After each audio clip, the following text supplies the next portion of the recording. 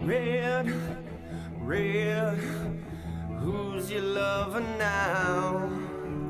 Red, red, who's it all about?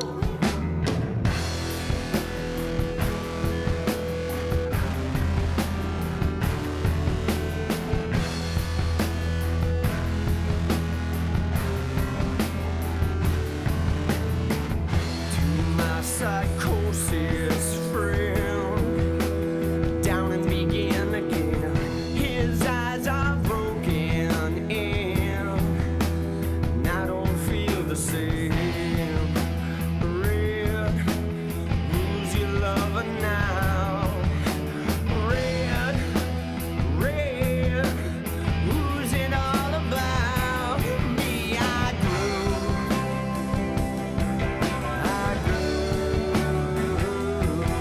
and I knew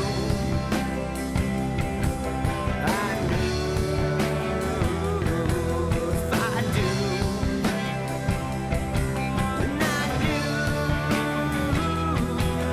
I do anything that you would have said, but now you're trying to be red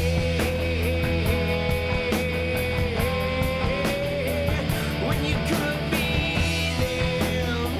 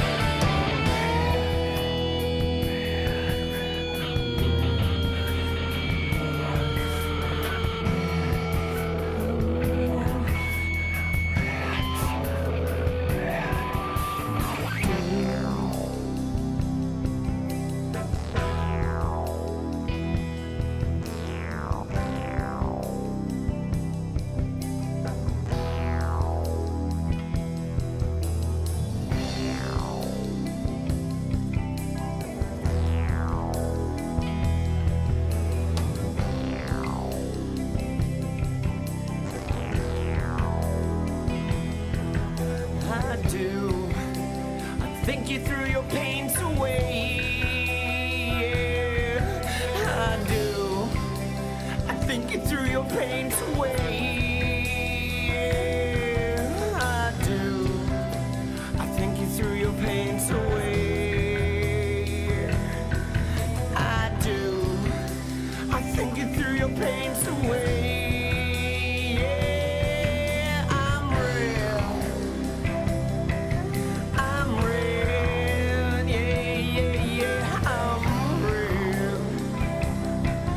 I'm real, yeah, yeah, yeah, I'm real.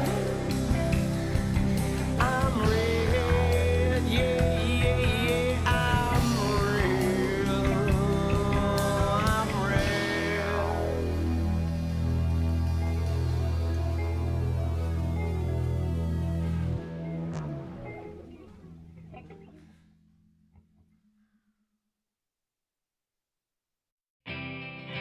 Do you need anything like I need you? It's over. Do you need anything like I need you?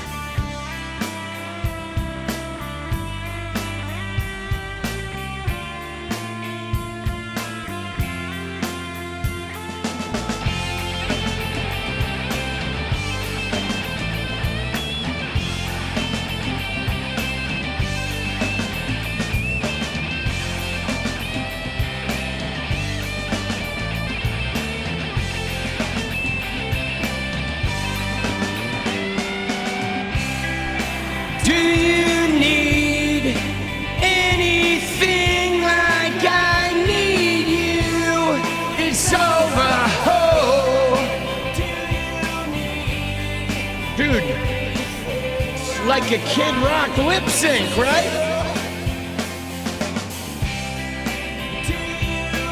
Need anything? It's over.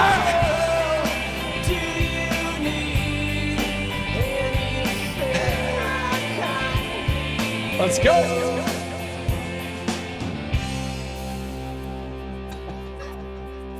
Ball with the 𝗙𝗪𝗪𝗪. Ah! Dude, you know what I want to see, guys? I need to see Kid Rock like singing Ball with the fucking dingy dingy with Paula White fucking speaking in tongues. All right? That's what I want to see. I want to see Paula White speaking in tongues with the Kid Rock song coming out of her mouth. Oh shit, dude. Oh, my Paula White obsession continues. Unabated. Bling, bling, bling, bling. Dude, how we doing? Oh, there's gonna be no tangents tonight, people. Just so you know. We're on a time schedule. We got a lot of shit to cover. So there shall be zero tangents this evening. Hey, I just want to change the world. I just want the perfect girl. I don't want to hang around. I'd rather be found. It gets better. I wonder my pleasure together. Everyone's waiting. Anticipating. Let's go.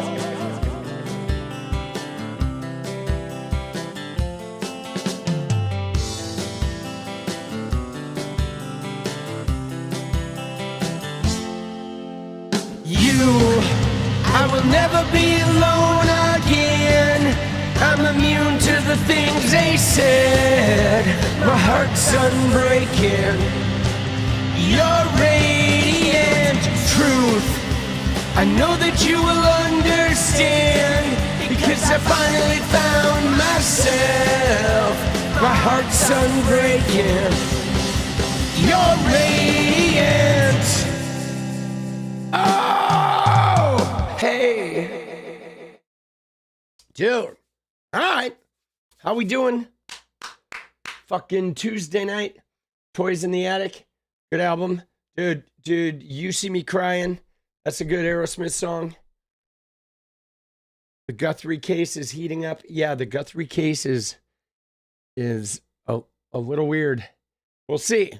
I'm kind of waiting to see what pans out of that, right? I'm not sure what they're doing with that. I'm starting to see a lot of like, dude, now people all over the internet are making these, like, there's a lot of assumptions being made now. People are talking about cartels and fucking, right? Dude, you know who I think it was, though? Like, you saw the ski mask, right? You probably saw the ski mask photo. I think it was this guy, right? You ready? Dude, I honestly think it was this guy. Right? Don't you? I swear. This is the guy, dude. From the Guthrie thing. I think that's him. Right? Dude, that looks like him. He was standing funny.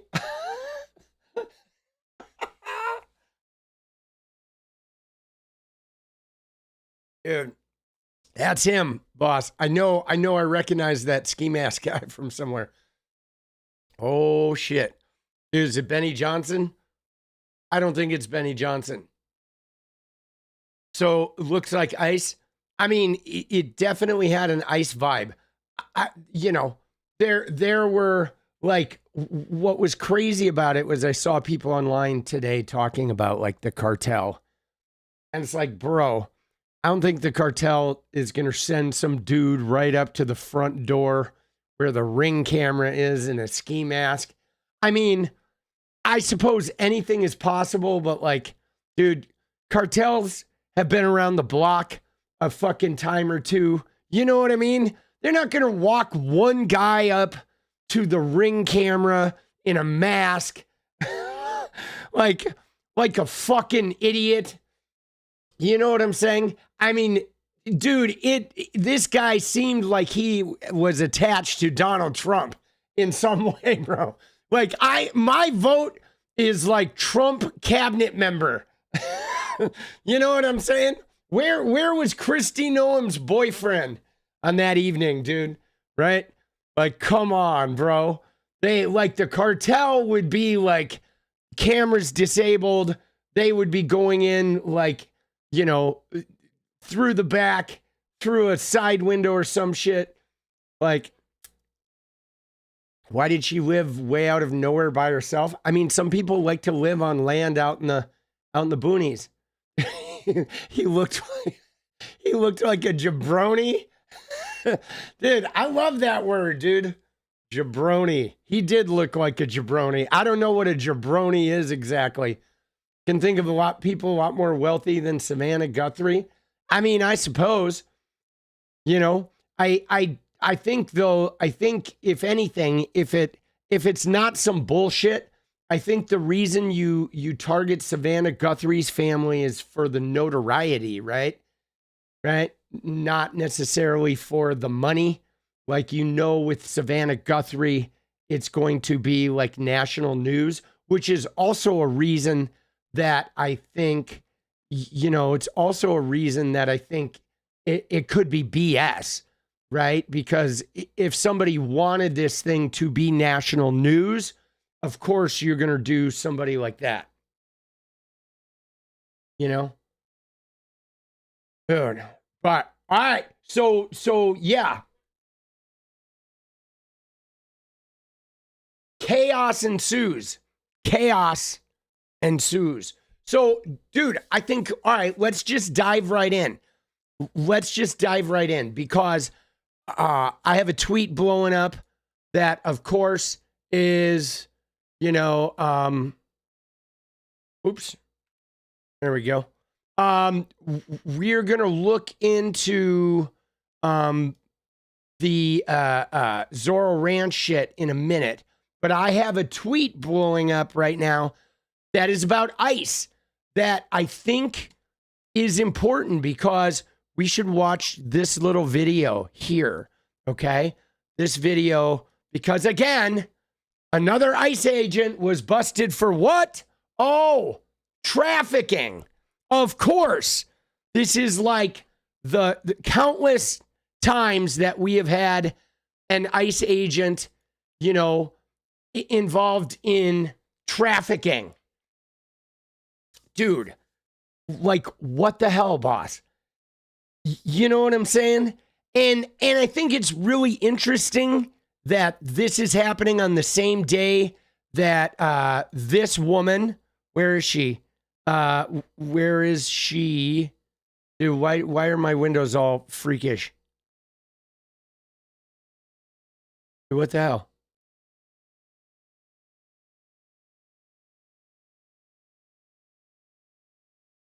Where is it? This woman, okay? Right? We have McClain, okay? We have Lisa McClain freaking out. And so let's juxtapose here, right? I can't speak right. Hold on. Dad. Juxtapose.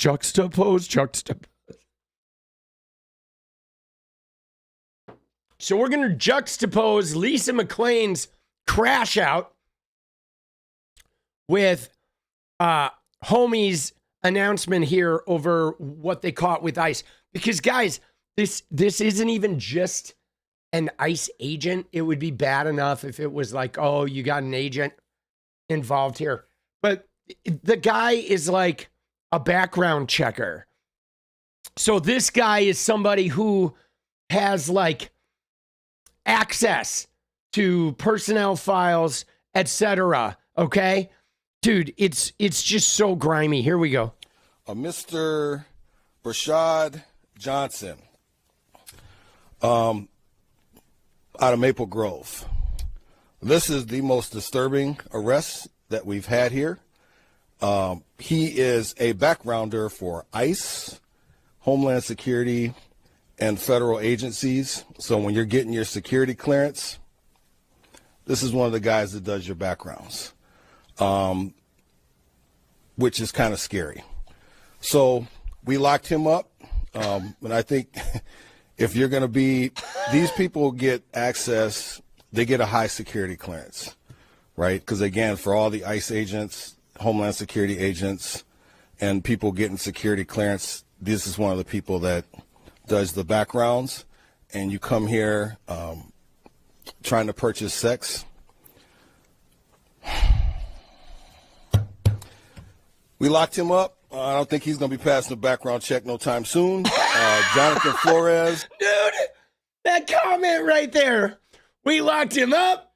I don't think he's going to be passing a background check anytime soon. Dude, this guy is hilarious. But look at this guy, okay? So here it is, all right? This is, I got to remember where this is. This is in Bloomington, okay? Right? And so Rashad Johnson, he is a background guy for Homeland Security in ICE, Bloomington, right? They bust him. They're doing a sting operation. They're looking for traffickers. They're looking for people that are involved in the sex trade. But the alarming thing about this, guys, is this guy is like a step up. It's not just an ICE agent. They hired a dude who is checking other ICE agents' backgrounds. This guy has a security clearance. This guy has a higher level of access in the U.S. government, and he is involved in sex trafficking. I mean, of course he is, because the president is involved in sex trafficking. But the fact that they are hiring these people, and these are the people screening the other people they're hiring. Like, bro, if we wonder why people are getting gunned down on the streets, that's it. Okay? This is where we're at. And yeah, he looks pretty gruff, you know, but I mean, hindsight is 2020 though. When you find out someone's been arrested for trafficking, you're going to look at their picture and you're always going to be like, oh yeah, that guy looks a little scuffed. But yeah, no, he is not the first one. There have been a handful of these guys, and it goes beyond that. I mean, even if you go back to the J6ers, okay, whom most of ICE, right, many of the ICE members are J6ers, and a lot of those guys, after Trump pardoned them, were getting, you know, SA charges against children and shit. But what's wild about this is while that's going on, while the Bloomington police are doing sting operations and arresting DHS security clearance people, okay, for sex trafficking, for engaging in illicit behavior, we have representatives like Lisa McClain out here on the podium just crashing out about immigrants and holding up some pictures.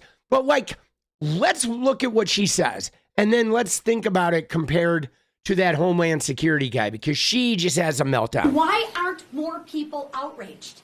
I don't get it. I gotta share with you, I don't get it. These folks are monsters. They're criminals. They murder. They sexually assault young women, minors. And you know what the Democrats want to do? Let's release them in your communities. And let's celebrate the criminals. Let's villainize the ICE agents and celebrate the people who are raping your children. That is crazy. And I'd love for the media, just find one parent for me, or any responsible citizen in this country that actually thinks that's okay. I mean, I would love to talk to that parent. I really would. They're criminals and they're killers. And Democrats are fighting right now to keep them here, to shut down ICE, to call off Border Patrol, and to let these folks stay in America, in American communities, in your communities. That is disgusting. What is wrong with these people? Okay, so what's funny about this, dude, isn't she a nut? Is this like Paula White's like speaking in tongues partner or what, bro? Yes, I will put it in Discord. She's batshit for starters, okay? You know what I'm saying? She is definitely in the tongue speaking club. But let's pause for a minute and take what she says, because first off, there is not a Democrat in America, okay? There is not a Democrat anywhere in America that is advocating for murderers and rapists to be released into communities. There is nobody. None of us want that. None of us are advocating for that. I think America knows we don't want that, which is why you can see with the level of her frustration, she's like, why are they dismantling ICE? Why are they screaming about this? Why are they flipping Trump plus 15 districts while I'm screaming they're raping your children, right? I mean, she is having a meltdown because nobody believes that. Dems, we don't want rapists and murderers put in the community, okay? But you'll notice she kept saying we got to get them out. But like, dude, she's like extrapolating the behavior of a couple, individuals to an entire group of like immigrants. Like ICE is not simply grabbing rapists and murderers. 93% of the people that ICE are grabbing have committed no crimes, right? So simply like you want to grab the actual criminals, fine, take them. No one's going to fight you on that. Every state, even the blue states that Trump makes like, oh, they're blocking us. They give Trump the fucking criminals, boss. Nobody has been like taking criminals away from ICE. Okay, so this whole thing is bullshit, but you see how animated she is? She's like, oh my God, the Democrats, they're gonna rape your children. Oh, Jay Jones, right? But what about the Epstein files? Like, why is she so concerned about these two guys? Like, okay, you got those two guys, sure, deport them, put them in prison. But what about the 1,000 girls that were raped as teenagers by, Trump's cabinet and Bill Gates? And, the list goes on and on and on. Like Miss McClain here is not one of the leading voices pursuing the Epstein files. She is not one of the leading voices pursuing transparency from Donald Trump and company. You have Howard Nutlick, who's like switching his story. What happened to Lutnick? From one and done to like, I'm taking my kids to the island and I'm now Epstein's business partner. And every day we have new information coming out about how like racy this shit is. And Donald Trump is in there like 1 million times, guys. Okay, let's just find this. Hold on, you ready? Let's find the Raskin interview here today. 1 million, okay? 1 million.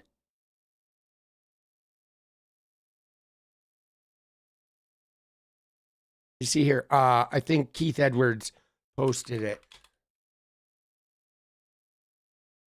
Good old Keith.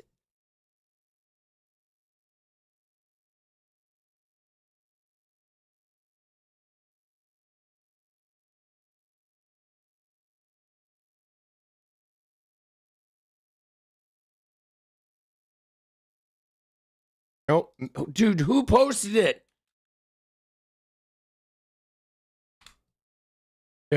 Dude, that woman is funny, isn't it? More than 1 million times. Oh, here it is. All right, wait.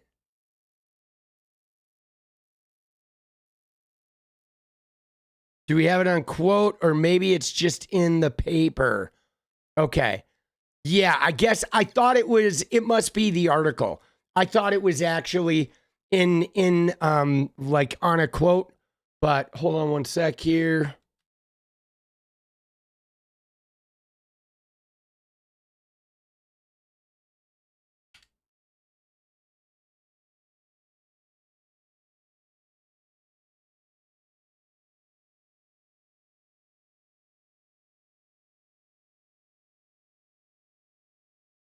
Here we go.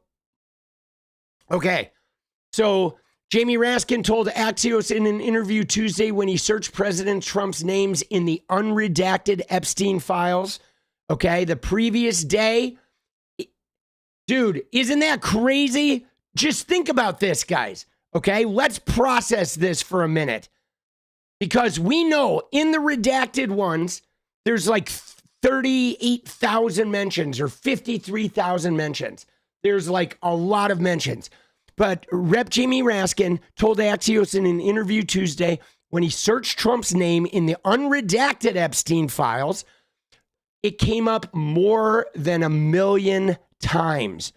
More than 1 million times.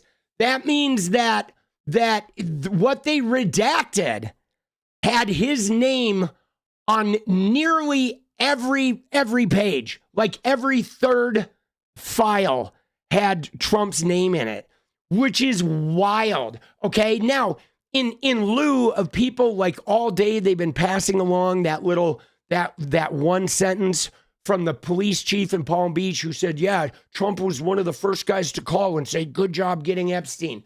But like, bro, 1 million mentions. Like, I don't think you could try if you actually found out about the case and you literally tried to get in there 1 million times. There is no way you could do it. You know what I'm saying? Somebody who was in there could not try to get that. You could not try to get mentioned 1 million times. Dude, I mean, it is absolute insanity.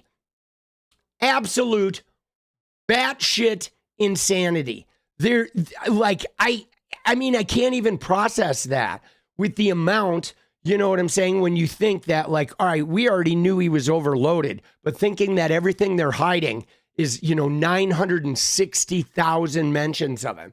Why are they still defending him? I mean, they just don't, I don't know. I don't know how to answer that question. I think with a lot of it, they just believe everything's a sham, right? I mean, think about this, guys.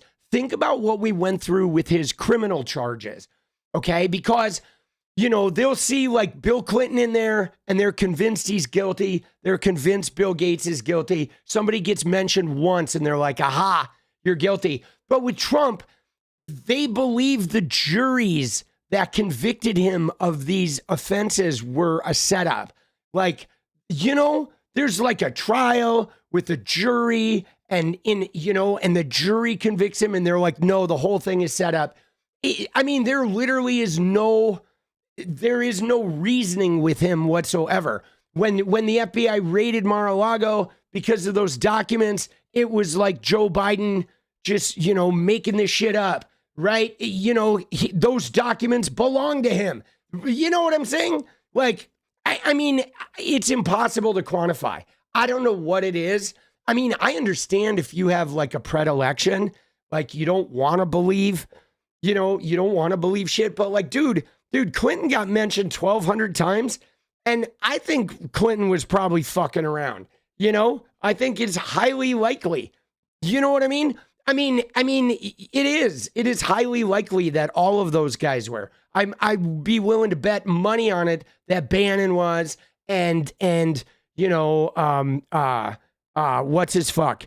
Woody Allen, absolutely. I mean, Lutnick, come on, man. It's starting to look like a lot of these guys. Thiel, Musk. I mean, there's no question with these guys. But with Trump, though, the thing about Trump and the thing that bothers me about this is not even about Trump, what he did with whom, because we know he's smarmy. He told us he grabs him by the pussy, right? But the thing about Trump that bothers me is how, like, central of a figure Trump was, right? Like, even if you look at Bill Clinton was a power broker. He was using Epstein to make inroads for his charity, right? His philanthropy org in Africa. He was definitely like connected to Epstein, but they weren't like social buddies. You know what I'm saying? They weren't like best friends, right? Epstein wasn't in Bill Clinton's inner circle. which is why everybody who knew Bill Clinton is not in these files. But Donald Trump was like central. Like him and Epstein were like this. They knew everything about each other. They ran in the same circles. Everybody in Trump's orbit is in these files and connected to Epstein, like everybody. You're hard-pressed to find somebody in Trump's inner circle or Trump's business circle or Trump's cabinet that is not deeply entrenched in these things. And still, everyone's like, no, wasn't him. Now, somebody mentioned Lauren Boebert. Yeah, we do have to look at the Bobby because Lauren Boebert did have Lauren Boebert did have a pretty sort of like interesting meltdown on this where they are. So just so you know, let me give you a little rundown here before we get the Boebert thing where we're going to go and we got to look at the Raskin comment because guys, so this is part of the deal where we've been getting the redacted Epstein files. Okay. These files are publicly available on the website. Any of us can grab them. So what they've done for Congress is getting access to the unredacted files. So they have a number of computers set up in a room with all of this shit unredacted, and Congress is able to go there and just like wade through it and read it all.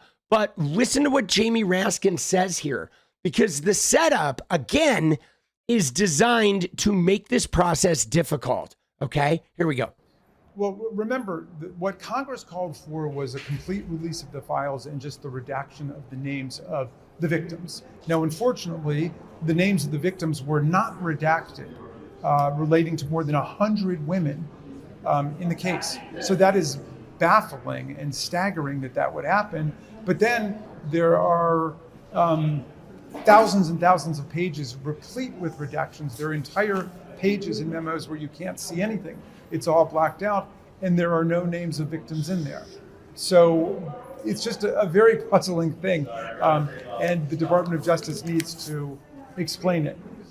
The whole country should be able to read what this federal law compelled them to produce. All right. So now, though, here's the problem: is they have 4 computers in a satellite office, right? 3 million documents. So it says if they did 40 hours a week, it would take more than 7 years for every member of Congress to read these things. And that's a problem too, because again, it's just part of the subterfuge and the rat fucking that they're doing, right? Because they're making it so, yeah, we're releasing this shit, but we're going to make it nearly impossible for you guys to actually go through it all. Okay. And this is a problem. Okay. And I don't know if you guys have gone to the Epstein Files site lately, guys, but if you go to the EFTA, look at what they did, guys. Look at what they did. Okay. You ready for this? This is insane. Okay. They went in here. You go to the DOJ disclosures, right? You go to the EFTA. They removed the zip links for all of them, guys. Okay. It used to be 1 through 8 came out with a single link where you could download everything in one go. And then they did 9, 10, and 11, which were a huge dump that Jenny's currently pulling all the documents, millions of documents, no zip link. Then they had a zip link for 12, right? But now they removed the zip links. So now you can no longer get each data set. In order to get them, you have to go through and individually download page after page after page, all the millions of documents. So again, they're all there, but they've made it so if you come now and you want to grab all this shit, it's going to take you 7 months to download this shit. And then they added age verification and they added like robot checks to make it so if you use a bot, it's going to complicate it. And on top of it, you know what they've done is they've made it so it's infinite Like the pages are infinite. Like they repeat after a certain while, and they'll repeat pages in the middle. So if you do write a script to do it, there's a good chance the script will just go on forever. Okay? Like they've made it just, again, they're just making it difficult. They're making it cumbersome. I know the age verification is funny, right?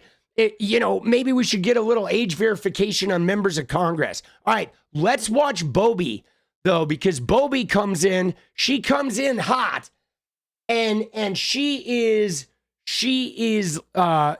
pretty livid about this, and she does make a call about Pam Bondi here. Oh, you ready? All right, let's go, Bobby. Come on. Congresswoman, are you among the members who got to see the unredacted files today? Yes, I saw some of them, not all of them, obviously. I'll be going back tomorrow to see more. Any reaction on what you've seen so far? I think that there's folks who are definitely implicated and co-conspirators. And, I don't think everyone there that was talking about underage girls being trafficked are victims. Got it. And do you support any clemency for Ghislaine Maxwell? She was saying that she I was... do not. Okay. I think Ghislaine Maxwell should get more time, and she should definitely be in a harsher prison than what she's in. It's absolutely disgusting. Got it. Thank you, Congresswoman. Dude, you see that? Like, did you see the Ghislaine Maxwell? Like, she responded to that real quick. You know what I mean? I thought that was really telling when he brought up Ghislaine. She was like, whoa. She was like, no more time. And why is she in a minimum security? I mean, it was aggressive, okay? But what you may have noticed there is she very directly said, yeah, there are co-conspirators, like absolutely, and they redacted a whole bunch of people that weren't victims, okay? A whole bunch of people. And not only that, guys, but Jamie Raskin mentioned something that we do have to look at here, which is, hold on, let me see. Is it this one? Yeah. See, this is the example of some shit they did where this is a 338-page document that is entirely redacted, guys. 338 pages of, like, you know what I mean? They redacted this whole thing. And there are hundreds of these, okay? Hundreds. And so, dude, this shit is like, it's no longer copacetic. This is a cover-up. This is an actual crime scene. And the importance of this is both Pam Bondi and Kash Patel, both of them have said under oath, right? Under oath in Senate hearings, we have found no co-conspirators. Todd Blanche has said this in news conferences. What do you mean? We have no information that says other people were involved in this shit. And everybody who's seeing these unredacted files is like, what do you mean? There are absolutely co-conspirators. Absolutely. Okay. There is no question, guys. There is no question. And yes, you do know it is bad, right? You know it is bad when Boebert is feisting like that. That is some wild shit. Oh, look at that. There's Danny B. Boss, remember him? He retired. His whole life was the Epstein files. Dude, where are you at, boss? Where are you at? Oh, come on now. Dude, and this is wild because look at January 19th, where Lauren Boebert was, just less than a month ago, guys. Okay, this is like 3 weeks ago. Boebert was asked about this, and she said, I don't give a rip about Epstein. Okay? Isn't that wild? There's so many other things we need to be working on. I've done what I had to do with Epstein. Blah, blah, blah. She's like, I don't give a rip. You may have noticed when they talked to her today, she gives a rip now. And she gives a rip. Dude, I mean, we're going to look at some shit with Zorro Ranch later that is complicated. Okay? There again, it's like the full scope, seeing some of this stuff in context, seeing some of this stuff unredacted, you know, there's a lot of shit. There's a lot of shit in there. And there's another like 3 or 4 million that we have not seen, guys. Okay? And apparently from Raskin using the search engine, like Donald Trump is on like 25% of those, right? In the upcoming like 4 million files, 25-30% of them have Donald Trump's name in them. Like, dude, this is wild. Was Marjorie Taylor Greene talking about this?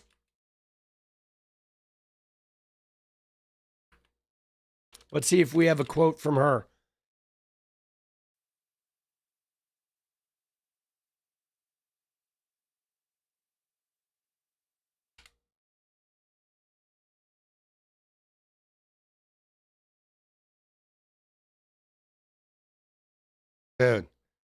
Dude, yeah, this is wild. All right, I'm not seeing anything immediately here. Dude, these people are idiots saying, oh, national security threats. I don't care, right? Guys, I'm serious. I don't care if there are national security threats. I literally don't. Like, you know what I mean? I mean, we have this woman who's been making the rounds. I don't know if you've seen her, but she is some grizzled, fucking chiseled looking woman who's like a former special agent or whatever. And she's out there saying, oh, if we release this, it's going to be like national security threats. But like, guys, I don't care. Okay? Because here's why I don't care. If you don't release them, we are in a national security threat. We are in a domestic security threat. We are in a crisis of people never trusting the government again threat of like citizens being in danger from their own fucking, you know, like representatives. It is like you're going to have a national security threat if you don't root these people out. Okay? If you don't root them out, there's going to be a threat. If you have a clip for MTG, put it in the Discord. All right, if you come up with it, I'll look at it, but I'm not going to hunt for it. All right. I mean, this is nonsense. Okay, this is nonsense. People that are trying to cover this shit. Oh, is this it? Is this the clip you're talking about? Right? Chatters.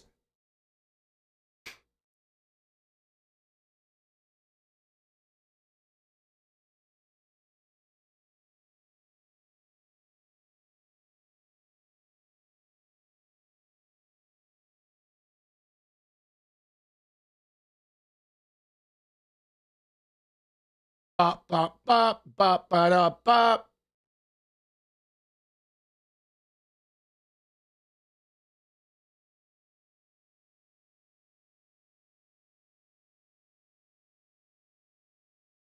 Link for Discord, it's down in the description, right?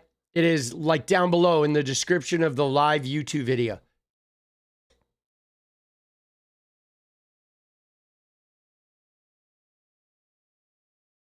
Dude, play it anyway? We did talk about. No, that's 60 minutes clip. That's like long, old.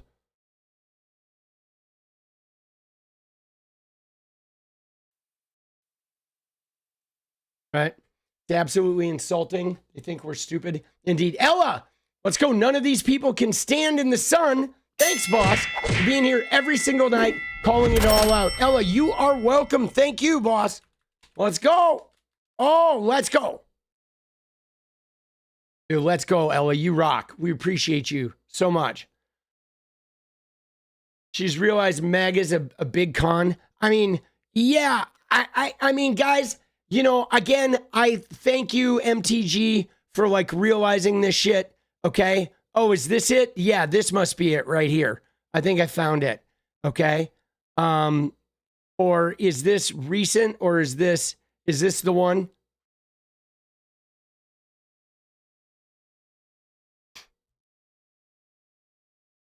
Peace out, boss.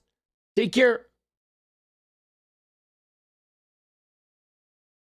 Somebody's putting something in the Discord. I'll wait for 1 sec here.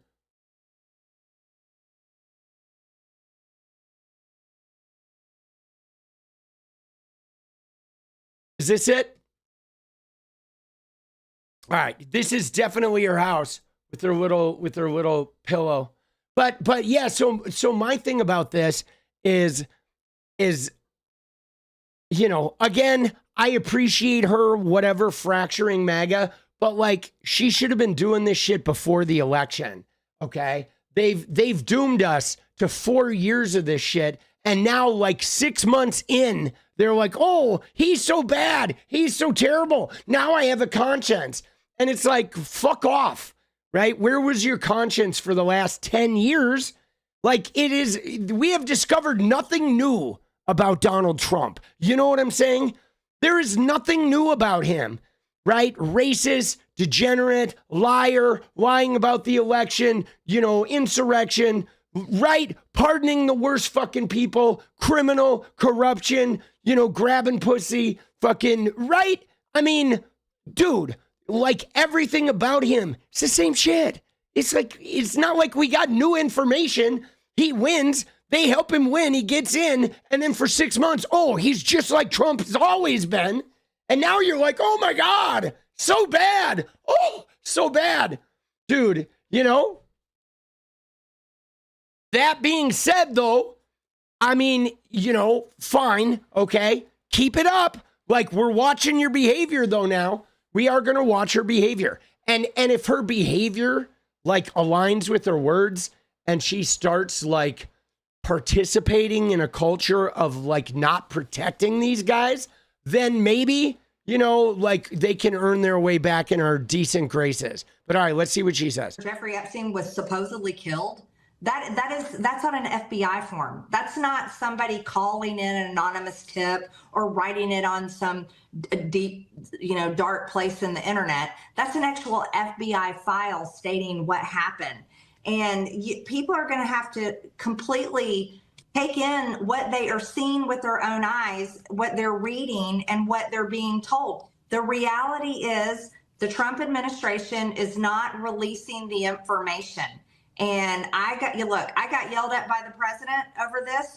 This is why he called me a traitor. He called me a traitor because I would not take my name off the discharge petition, because I stood firmly and said, no, we're going to release the Epstein files. I'm standing with women who were raped as teenagers. I'm not standing with the government. I don't support the cover up of all of this stuff, whatever it may be. And the president got mad at me, and he told me, and I've said this multiple times, he told me his friends would get hurt. And that's what he told me. And then we're seeing a continued slow walk and cover up of a lot of this information. And I know that is why. I firmly believe that that's why it is being covered up. Look, Pam Bondi works directly for Donald Trump.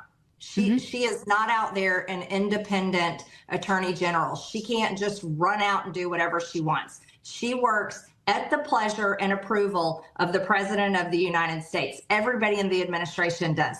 So does the FBI. They're under the very same pleasure and approval of the President of the United States. Yeah, so why'd you work so hard to get this guy elected then, Marjorie? So when everyone's getting mad at Pam Bondi, or you can name anybody you want. The man at the top is Donald Trump. He's no shit. And he's the one that was completely against releasing the files when we started fighting to get them released. He's the one that called it a Democrat hoax. He's the one that, he invites everybody to the White House, but he will not invite these women that have defended him, by the way. They have defended him and said Donald Trump did nothing wrong. They have defended him, yet he doesn't bring them in the White House and support them. But what you're seeing is, if it looks like a duck, and if it quacks like a duck and it walks like a duck, it's a duck. Or it might be a Lutnick. Swallow. Right. Or it might be a Lutnick duck. Dude, Lutnick is frying. But all right, Marjorie. I wish you had said all this, 2 years ago, dumbass. Dude, I just, I mean, I'll give a little credit, but like, I don't know why she waited so long, and you know what I'm saying? Like anybody believing that Trump was going to be any different or any better than he was his first term is fucking full of crap. But, you know, but whatevs. All right, MTG. Dude, you know, hey, man, I mean, I'm not voting for her on anything, but I will, like, if she wants to go ahead and keep gutting the MAGA movement, we'll let her do that. All right, we'll let her do that. That is something we're not going to get in her way while she's gutting the MAGA movement, okay? We will gleefully let her continue gutting the MAGA movement and unabated, okay? We will. I'm totally down with that. Right? I'm serious. Totally down with her gutting the MAGA scenario, dude. Let her gut away. All right, dude. Now we're going to take something with a little bit of levity here in a minute. You got Ellie Leonard and 𝗙ście𝗹𝗹𝗪 have been decoding a victim's diary. It's horrifying. It's posted on their Substacks. Let's go, Kathy. Put a link in Discord, please. Would love to look at that. I've heard a little bit about that, the victim's diary. I've heard some mention of that. I'm not super familiar with what it is exactly, okay? But I would like to take a look at that. So yeah, throw that in the Discord if you would, please, so we can take a peek at it. Right, Discord link is down in the description. Oh, those two have done amazing work. Have they? So is the diary something that is it in the Epstein files? Or what is it, are these like pages of this thing that are in the files that they have like photocopies of or something?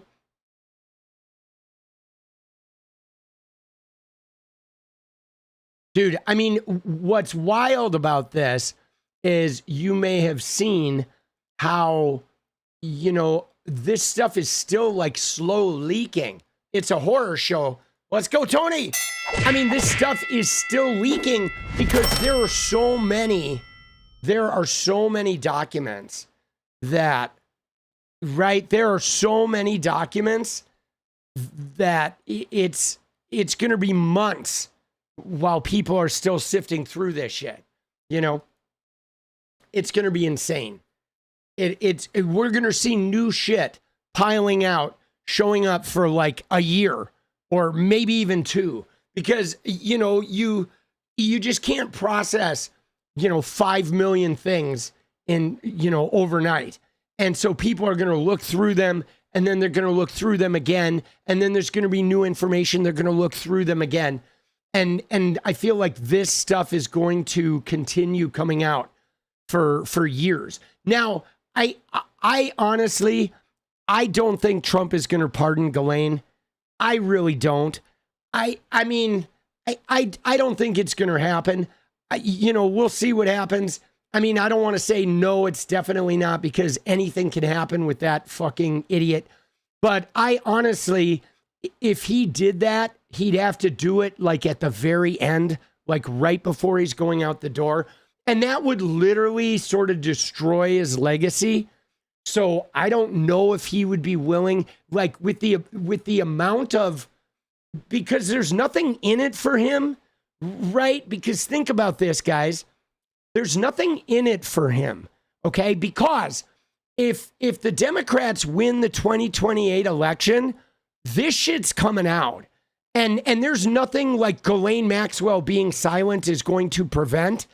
And so I don't think he would risk his own legacy where the only thing he would get remembered for would be Ghislaine Maxwell, right? I don't think he would risk he is so self-obsessed with his legacy because there's nothing to gain. Like, Trump doesn't do shit when he has nothing to gain. If he had anything to gain, he would absolutely do it. But there's no gain. He doesn't get anything. She doesn't hold any cards that protect him. You know what I'm saying? You know what I mean? Like there's nothing for him to gain. That's just it. That's why I think he's not going to do it. Okay? That's why I think he's not going to do it. But the thing is, though, Max, is she can't exonerate him because she is a perjurer. She's already been caught, like, and convicted of perjury, and we have, like, video evidence of it. So her exoneration is worthless, right? She's an impeached witness. You know, she is not somebody who has any, like, nobody believes Ghislaine Maxwell. Nothing she says would hold up in a court of law because of her perjury convictions. She's like a useless witness. And that's why, like, I don't think he's going to do it, because there's no benefit. Okay? There's no benefit. And somebody said about him pardoning himself, but like that wouldn't do anything because all of these would be state charges anyway, you know? But yeah, I don't think he's going to.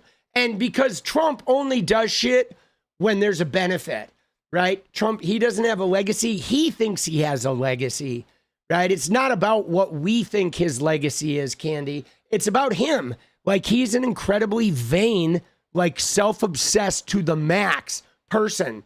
So the last thing he wants to do is leave office. And the only thing people talk about after that is Ghislaine Maxwell and Jeffrey Epstein. He's been talking for years. Can you stop about Epstein? Can you stop about Epstein? But like, dude, if he pardoned Ghislaine Maxwell, nobody would ever talk about him without mentioning Epstein. Like, and he would gain nothing from it, right? So yeah, I don't imagine it's gonna happen, right? But you never know. I think not. I don't think there's anything in it for him, right? That like there's no benefit. But yeah, dude, taking his name down is gonna be good, right? You know. So he's a fucking disaster. But all right, you ready? So we're gonna get to that in a minute. We covered that. Let's do a brief respite here before we get to the Zorro Ranch stuff. We do have to look at this. Okay, you ready? Dude, we have to look at this. Dude, this is the funniest shit. He appeals to vain people while self-promoting. Let's go, Tony. He does indeed. Oh, man. Yeah, Ghislaine, the dance party. Oh, yeah, no, we'll set a dance party. Let's do it. Let's fucking do it, boss. Goal! Dude, I love it. All right, what's dance party goal? Dude, we're in the dirty 30s now, boss. Let's go. 30 and 30. Let's go, baby. Oh. There it is. So this is funny because we're going to use Kid Rock as like a palate cleaner, okay? Because what we're about to get into with Zorro Ranch is going to be pretty dark. I want to give you a trigger warning that after this palate cleaner with Kid Rock, we're about to get into some shit that's a little dark, okay? And it's going to be like grimy dark. And dude, stop stupidity. Let's go. So be forewarned. We are going to walk into some stuff that is going to be, you know, there's not a lot of graphic details, but it is very unsettling. Okay. Ella, LFG Dance Party Punks, let's go. But this is the palate cleaner because look at this, guys. Look at what happened. So obviously, if you've watched the Kid Rock, okay. Casey said, "Congrats on 80K subs. You deserve it and much more. Let's go, baby. Let's go." Dude, we're growing. We're getting there. Thank you, Casey. Appreciate you, boss. Right. So, have you watched the Kid Rock stuff? I did not watch his whole performance. We watched a little bit of it, but he is very obviously lip syncing. Okay, very obviously. He takes his microphone down, it's at the side, the words are going, he's singing, there's no words, yada, yada, yada. I mean, it is gruelingly obvious that he is lip syncing. But dude, what's crazy about this is that he feels the need to make a video, okay? He is like, just look what he says here. He says, my halftime performance was pre-recorded, but performed live, no lip syncing, like the haters and fake news are trying to report. When they synced the cameras to my performance on 𝗤𝗏𝗏𝗏, it did not line up as I explain in this video. But here's what I love about this video, guys, okay?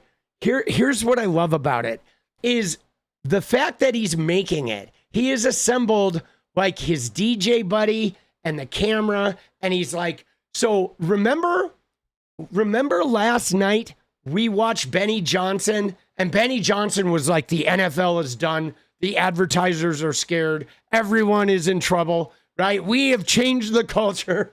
Dude, Eli, don't stop telling the truth. You and this chat. We won't, baby, we won't. We got you. But so Benny was like so obsessed with how TPUSA and this special has changed the culture. However, what we have here is they're not talking about the culture. Okay, Bad Bunny was trending all day today, right? Do you see this? This was today, guys. I woke up this morning after Benny's big, we changed the culture, and look who was trending. Bad Bunny. Bad Bunny was trending all freaking day. And then what are we doing the day after? Instead of them talking about how they change culture, 2 days later, Kid Rock is like, here, let me have here's my documentary special on the fact that I didn't lip sync. Oh, I didn't lip sync. Dude, isn't that funny? It's so funny, bro. Like the TPUSA special is followed up by the Kid Rock I did not lip sync documentary. All right, let's watch homie give us a lesson here in lip syncing. Oh, this should be good, dude. I love that he's got a big fish on the wall back there. Dude, these guys are such clowns. Dude, yeah, how does he look so much older than me? Like, dude, I think Kid Rock and I are the same age. I think he's younger than me. Dude, he's 2 years younger than me, bro. Like, well, a year and a half younger. But he looks way older, boss. How does he look so much older? I mean, he's not helping himself with that. Yeah, but I have done, like, drugs, Arch. You have no idea. Like, dude, I did nothing but drugs for, like, 25 years, bro. I did enough cocaine to power, like, half of Russia, bro. You know what I'm saying? And like, you know, I don't know what it is. I think some of it is that stupid looking mustache, right? I think that mustache like ages you, boss. Right? You think he has hepatitis? He might, right? Dude, hate definitely makes you age. All right, you ready? Dude, what is his thing though? He's got a thing for like shorts. And he's got a thing for shorts and like his little like short socks, right? Dude. But I stopped. I did stop. Let's go, Pinky. I did stop, guys. I will say that. I did stop. All right, you ready? We got 15 and 24, dude. We're killing it. All right, here we go. We're here to address the fake news media and all the trolls that are piling on trying to say I was lip syncing on the Turning Point USA halftime to Ball with the Ball. First, I gotta say thank you to my DJ, Paradigm, we call him Freddie, who flew down from Detroit this evening, this Monday night, flew down from Detroit this evening just so we can make this video for you. Dude, he flew in a friend from Detroit to make a video to like prove he didn't lip sync. Like, dude, yeah, thank you, Bradshaw. 25 and 24, my bad. How insecure is this guy? Dude, Kid Rock in his fish fryer living room remix. Let's go. Fantastic. Dude, like, isn't that funny? I mean, isn't that funny? Right? He's like, dude, instead of us talking about how great their performance was, we're all talking about him making a video saying, I swear I didn't lip sync. Stop stupidity. Let's go. Dude, Ella, so they weren't even playing instruments. Let's go. I think they were playing instruments. I think it was just the vocals that were lip synced, but I cannot confirm nor deny. But let's see what he says. Let's see is we're going to give him the benefit of the doubt here that he is going to unearth some real earth-shattering information that's going to change the way we view that TPUSA special. Because I got to tell you, I'm not viewing it very good, right? Puppy Bowl had 12 million viewers. Let's go, Harleys. I mean, you know, we'll talk about that in a minute, though. Let's finish this. And we get to hang out and drink a couple beers, so it's all good. All good. The turning point of that Ball with the Ball, you know that song's Chaos. And the first thing is, if I was ever going to lip sync, which I wouldn't, that would be the last song I would ever have to bring in the fold to do it to. We've performed this song every night on tour since 1998, since the day it was released. So the turning point event, so they sent me a first cut, you know, we taped it, and then they sent me a first cut, and my comment was, the sync is off. They were trying to line up. First off, if we would have done it, if we would have recorded it and then played like we were singing it, lip synced it, it would have been pie. It would have been pie to line up. It was very difficult for them because somebody clearly wasn't super familiar with the song. Also, when I asked them, I go, you know, Freddie raps that song with me, my DJ. And see, first off, like, I'm going to raise my hand here because I was a sound designer, okay? I was a sound editor for several years in the mid fucking 2000s, right? Like 2011 to like 2017, okay? And so what I used to do for indie films, I did a number of things, but I had a couple of specialties. I did some sound editing, which was like, you know, like basic adding atmospheric noises, etc., enriching mixes. But one of the things that I was particularly adept at was dialogue repair. So indie films that were recorded, you know, with like a sound guy that didn't have a lot of experience, they'd have audio that sounded like shit. It was muffled. There was like, you know, automobile noise in it or whatever. And I would go in and I would clean that shit up. And I would take out everything but the vocal syllables. And I would like get rid of hums and any extraneous noise. And then I would add a room tone track. And then I would add all the other noises in the room of like cars driving by. And so I would rebuild these spaces to fix the dialogue. Let me just tell you that like syncing somebody's lips to what they're saying is like 2 fucking seconds of work, okay? It is not hard. There is no challenge involved. You just look for a consonant, okay? All you need is a consonant to like, that's what you do. You can literally do it with an AI plugin in like 2 fucking seconds, okay? And no, I did all that in Pro Tools. I operated in Pro Tools. But so this is not, it is not hard. Okay, dude, sometimes my audio gets off from the stream and like Jenny will sync it up or I'll sync it up in Premiere Pro. Dude, this shit takes like 2 seconds, dude. It is like so not hard to fix. Right? I mean, it's literally like, you know, if they had 5 cameras, you just sync the very beginning for all 5 cameras and then off to the races you go. But you know what I'm saying? It's like, come on, dude. You know, it is not hard. I mean, this is not the impossible mission here. But all right, let's see him here. Dude, I love how he starts off where he's they're doing it on a speaking spell. Dude, what did they edit this thing on, dude? They edited this thing on like a fucking, right? Like a flip phone or some shit, bro. Dude, MP3s. But I love how he says like, first of all, if I did lip sync, which I would never do, but if I did, I sure wouldn't do it on this song. Like, yeah, kid, all right, real believable, boss. Familiar with the song. Also, when I asked them, I go, you know, Freddie raps that song with me, my DJ. Oh, yeah. And they're like, he does what? And I'm like, oh, no. I'm like, yeah, do we have any cutaways of Freddie? And they didn't. No. He wasn't, were you lit up? No. He didn't even have a light up. I was lit up. Any TV time? No. Oh, dude, look at this. Again, these are the guys that think they're better, okay? These are the guys that are claiming they're better than that epic Bad Bunny performance. The guys that can't sync vocals, that never took a cutaway to the DJ, right? That didn't slate.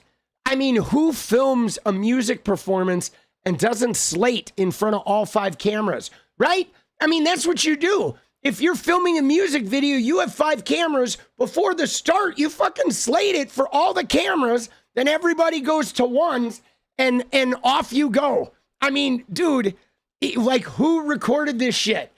You know, like, was it a middle school film class?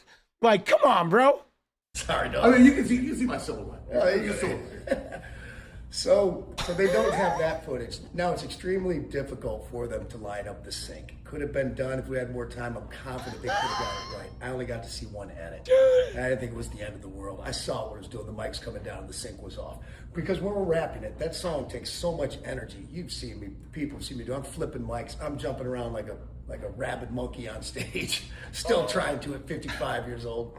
And so me and Freddie are like this. I'm like, and this is for the questions that don't have any answers. The midnight dancers and the topless dancers. The gay and the freaks. The cars packed with speakers. The G's with the 40s and the chicks with beepers. The northern lights and the southern comfort. And it don't even matter if your veins are punctured. All the crackheads. The critics, the cynics. All my heroes in the methadone clinics. All you bastards in the IRS. It's for the crooked cops. And the cluttered desks. It's for the shots of Jack. And the caps of meth. The half pints of love. And the fists of stress. It's for my hookers all tricking out in Hollywood. It's for my hoods of the world misunderstood. I said, it's all good. Yeah, and it's all in fun. Now get in the pit and try to love someone. Boom. So he's filling in those words for dude. us. Like, boom, bang my head, keep going and carrying on. Now when I'm doing that, you see me, I'm all over the stage. Ooh, I'm flipping the mic, I'm down here, I'm over here, back. Boom. I know these guys had a difficult time getting that sync together. So I have nothing but good things to say, not only about Turning Point, but the production team that they work with on this and other events they've done, top notch, first class. Dude, what are we watching? This is like watching a musician car crash. Like a dude who at one point in his life had been a rock star and now he's like a 55-year-old grandpa, right? Somebody's like, this is like watching someone learn how to set the VCR clock. And then he goes on, oh, wait, see? We know the words. Look, we did it, guys. We did it. See, we didn't need to lip sync it, but man, they couldn't get the sync. But I have nothing but good things to say about the production team that like didn't use a slate and couldn't get the sync and didn't show the DJ. And but these guys are great. TPUSA, right? I think maybe Jesus' corpse edited this thing, right? We got something going on. Bro, isn't it funny? Like, how do you, there's no coming back from this, boss. Nobody's perfect, gets it right every time. But for the haters and the trolls out there, that's exactly what happened. And by the way, most of you know this. If you have any inclination, some of you that are in the entertainment world, you could look at that and be like, oh, the sync's off. But no, they had to like lie and say, oh, he was lip syncing. And then the problem is people amplify this all over the internet. And I know most people don't even care. But there's certain people that just keep repeating it so people think it's a fact. We know you care, Kid Rock. This goes on both sides. They did it to Bad Bunny in his defense when they were saying he said you have 4 months to learn Spanish. He was on Saturday Night Live. I think he was joking. But they do it far too often, especially in the fake news media, the left-wingers. So if you want to come see us perform live, if you really want to see it live, our Freedom 250 tour goes on sale this Friday. Dude. Tickets available. Yeah, that, by the way, the Freedom 250 tour is the one that all the shows are getting canceled, right? South Carolina canceled. Shinedown just quit. Ludacris quit. Everybody's quitting. Now that he's a lip syncer and not even a good one, like, you know what I'm saying? Everybody, do you see how he had to like look off screen and to remember what the name of the tour was? Watch this. Oh, watch this right here. Watch. He had to like lie and say, here we go. Oh, he was lip syncing. And then the problem is people amplify. What's my tour called again? And I know most people don't even care, but there's certain people that just keep repeating it so people think it's a fact. And this goes on both sides. They did it to Bad Bunny in his defense. Yeah. They were saying, he said you have 4 months to learn Spanish. He was on Saturday Night Live. I think he was joking. But they do it far too often, especially in the fake news media, the left-wingers, crazy libtards. So if you want to come see us perform live, if you really want to see it live, our Freedom 250 tour goes on sale this Friday. Tickets available through Ticketmaster, believe it or not. I've worked something out pretty good with them. I'll be explaining that in the following days to come, tomorrow or the next day, because like I said, tickets are on sale Friday. What else? And then, and then people are asking, it's called the Freedom 250 for the Road to Nashville. Everyone's wondering, what's the Road to Nashville? Another video will be coming next week or something to explain exactly what that is, or in the coming weeks, we'll see. But that's the deal. No lip syncing here, no tutti frutti. Freedom 250 tour on sale this Friday. God bless you all. Dude, oh my God. And yes, everybody, Kid Rock wants you to know that he does in fact know how to set the clock on his VCR. So, bro, oh my God. That is crazy. Think about that, guys. I mean, let's just think about this, okay? Dude, you ready? Because Kid Rock went from, let's find him with his like fur coat, okay? The original fur coat, dude. Right? I mean, dude, he went from this, okay? He went from this to like, I swear to you, I didn't lip sync. Dude, isn't that funny? Like, what a fall, bro. Like, you know, I mean, guys, here's the thing that's wild about this, okay? Dude, let me get these here. We got Rot said he's recording a video about audio with no fucking lav mics and crazy echo. Are you kidding me? Let's go. Dude, yeah, they're probably using camera audio. Dude, Engrain said, dude is an absolute wreck. He is indeed. Dude, he is a wreck among wrecks. And Freddie said Bad Bunny hasn't had to explain why he sucks. He is not. But like, that's just it, guys. I can't picture Eminem or Dr. Dre or Ice Cube or NF or any one of those guys making this video. Like, who cares? Right? If you didn't lip sync, like, all right, great. People are talking about the show, right? You have no worry about it. Nobody would care, dude. You think Eminem is going to make a video being like, hey guys, I swear I didn't lip sync. Eminem would fucking, he wouldn't give a shit, dude. Whether he lip sync or did lip sync, he would be on to the next thing, bro. Oh my God, that's so funny, dude. Dude. The fall from grace, bro. Kid Rock, Kid Not. Dude, here. Dude, look at that. That's Kid Rock's fucking buddy. Oh, shit. Oh, man, isn't that funny? What a fucking clown, dude. Dude, what a clown among clowns, boss. Oh, my God. That is some funny shit, bro. Freedom 250. Oh, yikes. Oh, dude.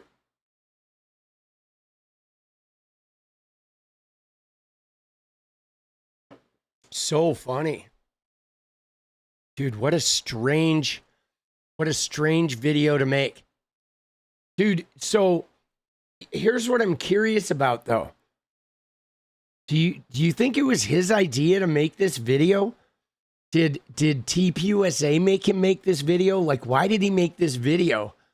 Right? Did they make him make it? The other guy, this is his DJ, who, like, I guess raps with him and sings the other parts, sings the double parts. Like, I can't figure out if Kid Rock did it, okay? You know what I'm saying? If Kid Rock decided, oh, I need to make this video, or if somebody from 𝗙PUSA called and was like, man, you gotta make this right. Oh, shit. Put a link in Discord where Kid Rock denounces Jay-Z as a DEI hire. Dude, Jay-Z was in the Epstein files. Oh, what's that up with? Right? What's going on with that, dude? All right. Now we're going to move on. We're going to move on to Zorro Ranch, guys. Okay? And so let's we gotta talk about Zorro Ranch.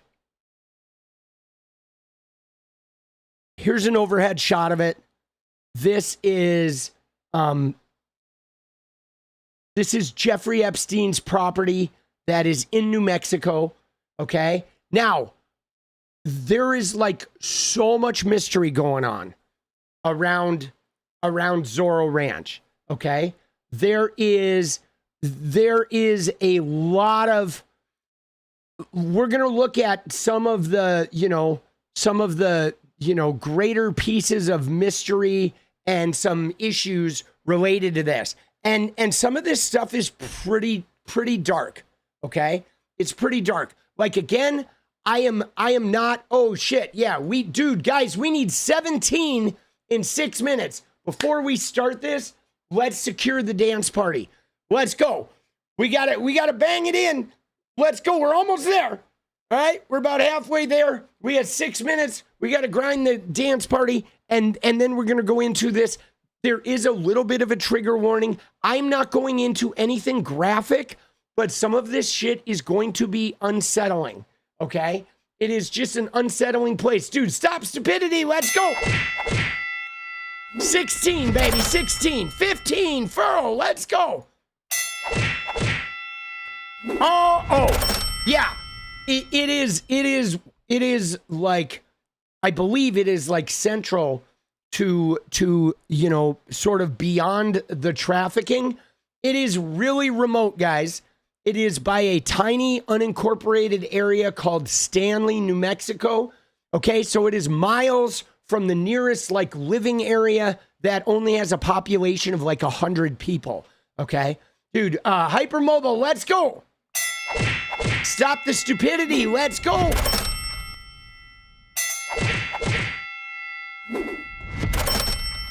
Dude, Ella, let's get it. All right, there we go, dude. 19. Dude, we're already at 20, dude. Let's go.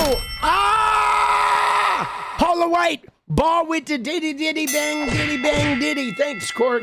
Suki said, I was late, just got here. Big hugs for everyone. Let's go. Thank you, Suki. Appreciate you. Sumi says, dance party. 5 minutes and counting. We're almost there, baby. Let's go. Dude, stop stupidity. Let's go.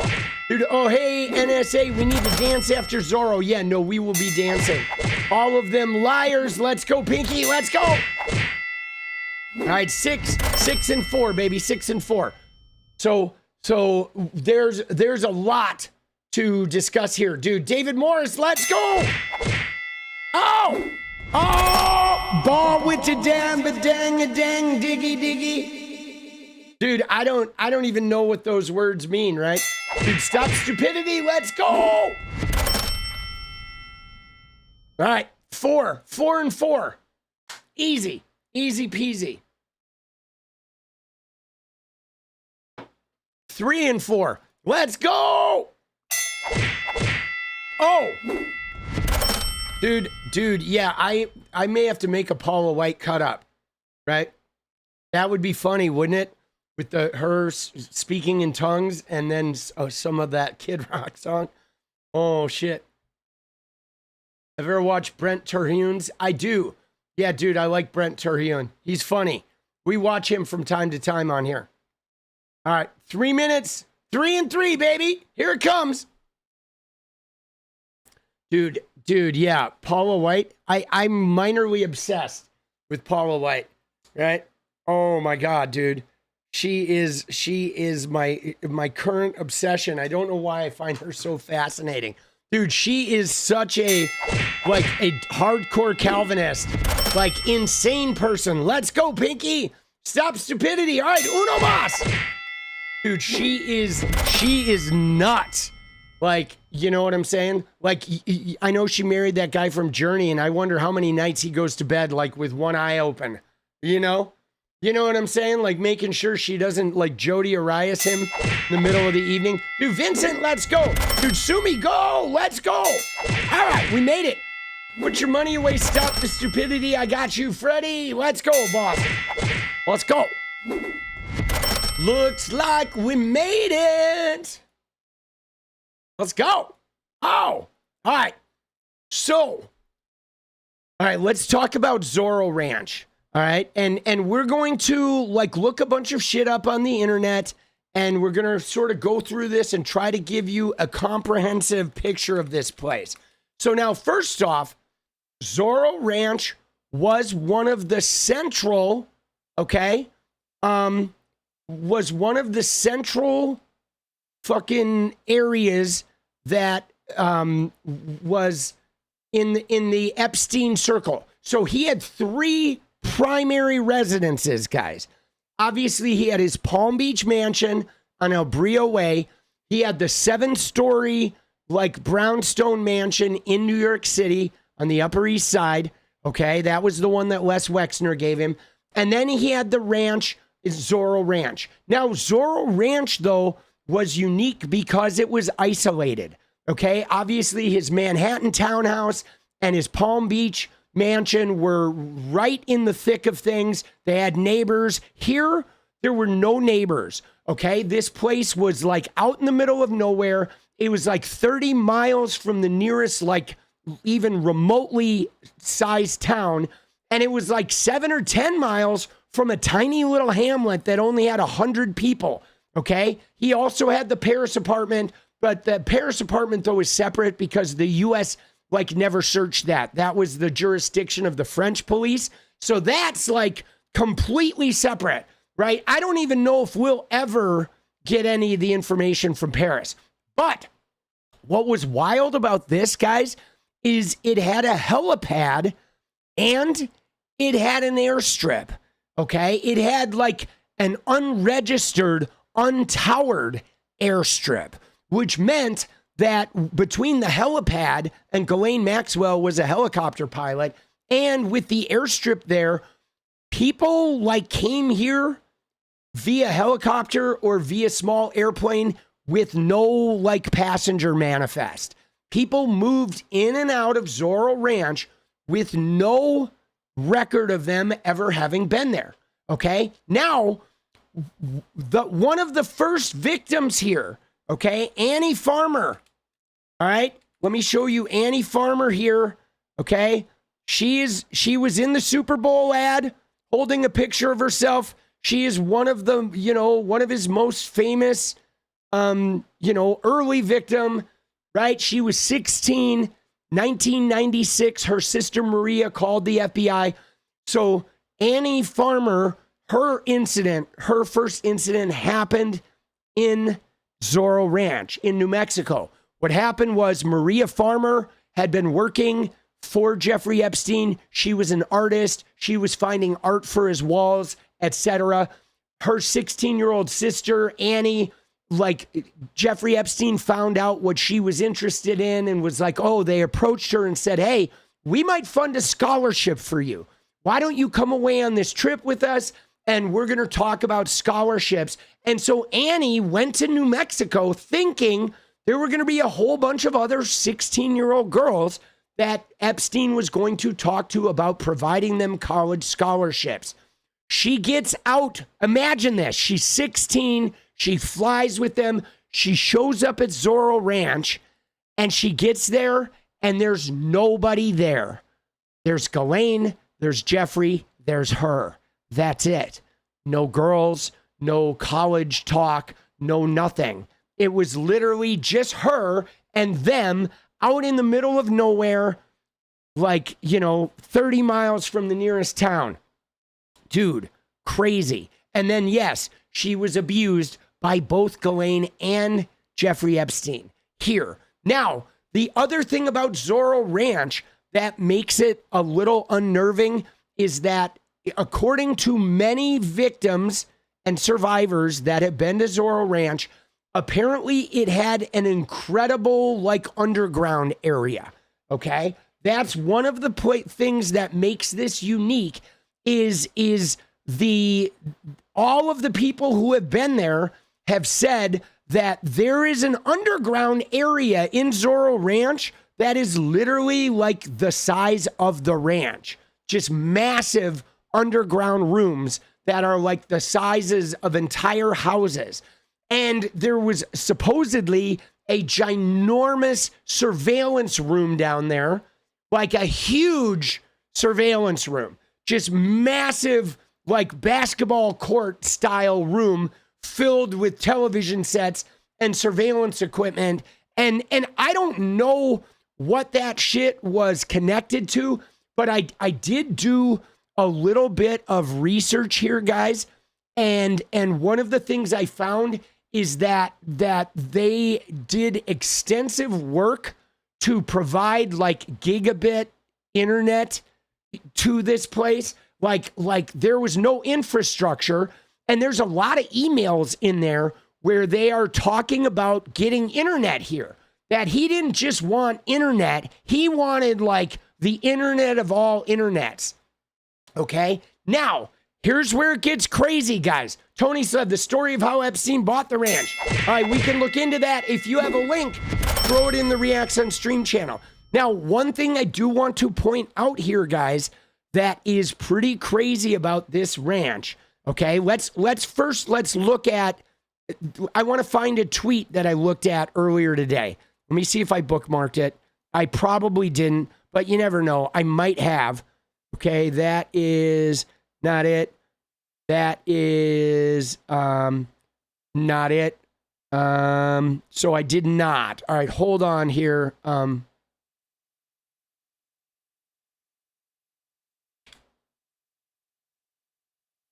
Okay. So here we go. You ready? We're going to take a look at this. We're going to look at some of the information here. So 7,500 acres on public land, guys. Okay? You ready for this? So he didn't own the land. He owned the ranch, but it was on state-owned land that he paid $200 a year for 7,500 acres. Okay? Isn't that crazy? $200 a year. That's wild. Okay? For 7,500 acres. Now, there's a connection here to government, guys, because Bill Richardson was the governor of New Mexico. And Bill Richardson is one of the people that Virginia Giuffre said she was trafficked to. Okay? So the governor of New Mexico, who was had young women being trafficked to him, then Epstein ends up getting this insane deal where $200 a year he's leasing, right? He's leasing fucking a huge, massive plot of land from the government. And dude, you ain't getting nothing for $200 a year, okay? You are getting nothing, right? You know what I'm saying? Like, I'm serious, dude. I pay more for Netflix than that, okay? It had a private airstrip, okay? It had the aforementioned underground tunnels and rooms, and this is crazy. It had a 6-foot, like nude portrait of Ghislaine Maxwell with a gold dagger, and this was at the bottom of the elevator, okay? So what you did was you would take an elevator down to those underground bunker areas, and when you came out of the elevator, there was a ginormous painting of Ghislaine Maxwell naked with a knife in her hand. Okay, that was like the entryway to these underground bunker things. Tommy, don't forget Tom Ford, the neighbor. I don't know what you mean by that, right? So again, put information about that in the Discord if you got something, okay? Now, again, Annie Farmer was abused here. So was Sarah Ransom. So was, I believe, Virginia Giuffre.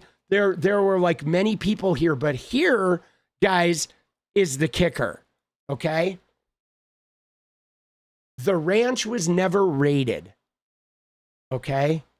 It was never raided. It was never searched. Despite multiple victims telling the FBI there's underground bunkers, there's tunnels, there's a private airstrip. There were even some people who talked about Jeffrey Epstein having a crazy sort of wanting to impregnate a whole bunch of women and create an army of like babies or whatever. He wanted to like, cultivate some type of like baby lineage. Nobody searched it. Okay. Now, when they initially arrested him in the early 2000s, they just searched Palm Beach. And when they got there, some of the computers were missing. Okay. Some of the hard drives were missing. They found like unplugged cables. Tom Ford had a ranch neighboring Zorro. He knew. All right. Well, again, though, I don't know who Tom Ford is, and I don't know what the significance of that is. So if you find an article about that, please put it in Discord. Okay. So the thing here is their initial investigation. Okay. Let me get this highlighted here. Their initial investigation. Okay. I know who Tom Ford is. I don't. The wealthy designer. The Tom Ford on all the designer brands. Yeah. All right. I don't know. I honestly don't know.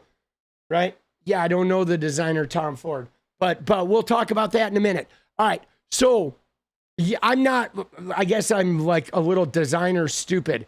Right. But anyway, right. To get to the point here, in the initial investigation, they searched Palm Beach. When they got there, Epstein had been tipped off. Computers were missing. Hard drives were missing. Right? Then eventually that case, he doesn't get prosecuted. Alex Acosta comes in and cancels the fucking federal investigation. They give Epstein and his lieutenants immunity. That included Sarah Kellen, Adriana Ross, Leslie Groff, and Nadia Marcinkova. Okay, so now this case is gone. Now what happened was when it came back in 2019, the victims sued the U.S. government. And the victims said, you know what? The U.S. government violated our rights when they created this immunity deal. So therefore, the immunity deal is void. And they won. They won the suit against the government. The immunity deal got voided. And that's when they arrested Epstein in 2019. And this was after the Julie K. Brown articles, etc. So they arrested Epstein. But you know what they did, guys? They searched the New York mansion. They searched Palm Beach. They searched the island, but they never searched Zorro Ranch. The FBI never searched it. And then the local police and the local sheriffs in New Mexico were like, man, we have to search this place. This is potentially connected to some government representatives here. This place is in sort of a trafficking zone where there's a lot of trafficking that moves through New Mexico and across the border. So the local police were getting ready to search this. And what ended up happening was the FBI went and the FBI approached the local police and said, no. We got this. We're going to take over. It's our jurisdiction. We're doing a whole federal investigation. We've got Epstein. You guys stand down. And then the feds took jurisdiction over Zorro Ranch. But then the feds never searched it. They never searched it. Okay. Trump's DOJ, his FBI went and they shut down the local police and the local sheriffs, and they said they were going to search it, and then they just buried it. And so nobody ever went in here. No legal entity ever went in here and searched this place. And there are a lot of armed guards. There's a whole perimeter set up. So this place never got looked at. Now, I find this like insane because Maureen Comey, she tried Ghislaine Maxwell, and Annie Farmer testified in Ghislaine Maxwell's trial, and she testified about her abuse at Zorro Ranch. So they had a trial where they used witness testimony of abuse at Zorro Ranch, and yet they never sent a team of investigators to Zorro Ranch to search this place. So that is insane. I've never seen that in 55 years. Like normally, guys, they oversearch. You know what I'm saying? Like normally what they would do is they would search all of Epstein's fucking residences. They would search all of his associates' residences, right? They would search the residences of everyone who fucking ever worked for this guy. They would like get search warrants for everything. But they literally left his New Mexico ranch untouched. Now, then the place just sat dormant. Okay, the place was basically owned by Jeffrey Epstein's trust after he was dead. There were armed guards that just sat there and guarded this place. Nobody could do anything. And then in 2023, it got sold to a trust that had anonymous owners. Okay, and now we don't know who owns it. It has been sold, and obviously whatever was there is, I'm sure, has been destroyed, has been removed, has been whatever. But I think now New Mexico is actually working on searching it. Okay, so the New Mexico authorities are now actively trying to like set it up so they can go search it, even though it's late. I think they're going to go in there and they're going to do like a deep forensic search and see if they can find anything left over. But isn't that wild? Guys, that is wild and just absolutely wild and absolutely unheard of, okay? Just absolutely, like, I have never heard of anything like that before. Okay, now here is people have talked about how there was a research lab, there was a conditioning lab, there was like a controlled environment there. I think sometimes the scientists there went there, and this was the center of some really crazy shit, okay? Look at this. It's from somebody to somebody, and it says, woman who accused John of God cult leader of rape mysteriously unalives herself at Spanish home. It says, blank spoke of this going on at Zorro Ranch. She has said on the record that Epstein offered money to do this, birth babies for black market use. Thanks for investigating this. So this is like one of many emails. There are many, many emails here, guys, where they are talking about like the birthing of babies. There is something about like, you know, Epstein wanted to use his DNA to impregnate a whole bunch of women and to birth like a whole bunch of babies. He wanted to create like an Epstein race of people. I don't know what the babies for black market use was. I don't know what that means, if selling them or if it's some other nefarious shit. Okay, but here is another one where somebody, we have talked about this a little bit, where there is some accusation of some rather, I can't really show this on screen because, you know, I have to be careful what the screen monitors will pick up. But there was another email in there that, again, some of this, we don't know how founded or unfounded it is because a lot of this shit that they put out is very salacious. But we do have to look at the pattern, that there's a pattern of emails talking about, you know, women being imprisoned there, talking about some type of testing and or research there.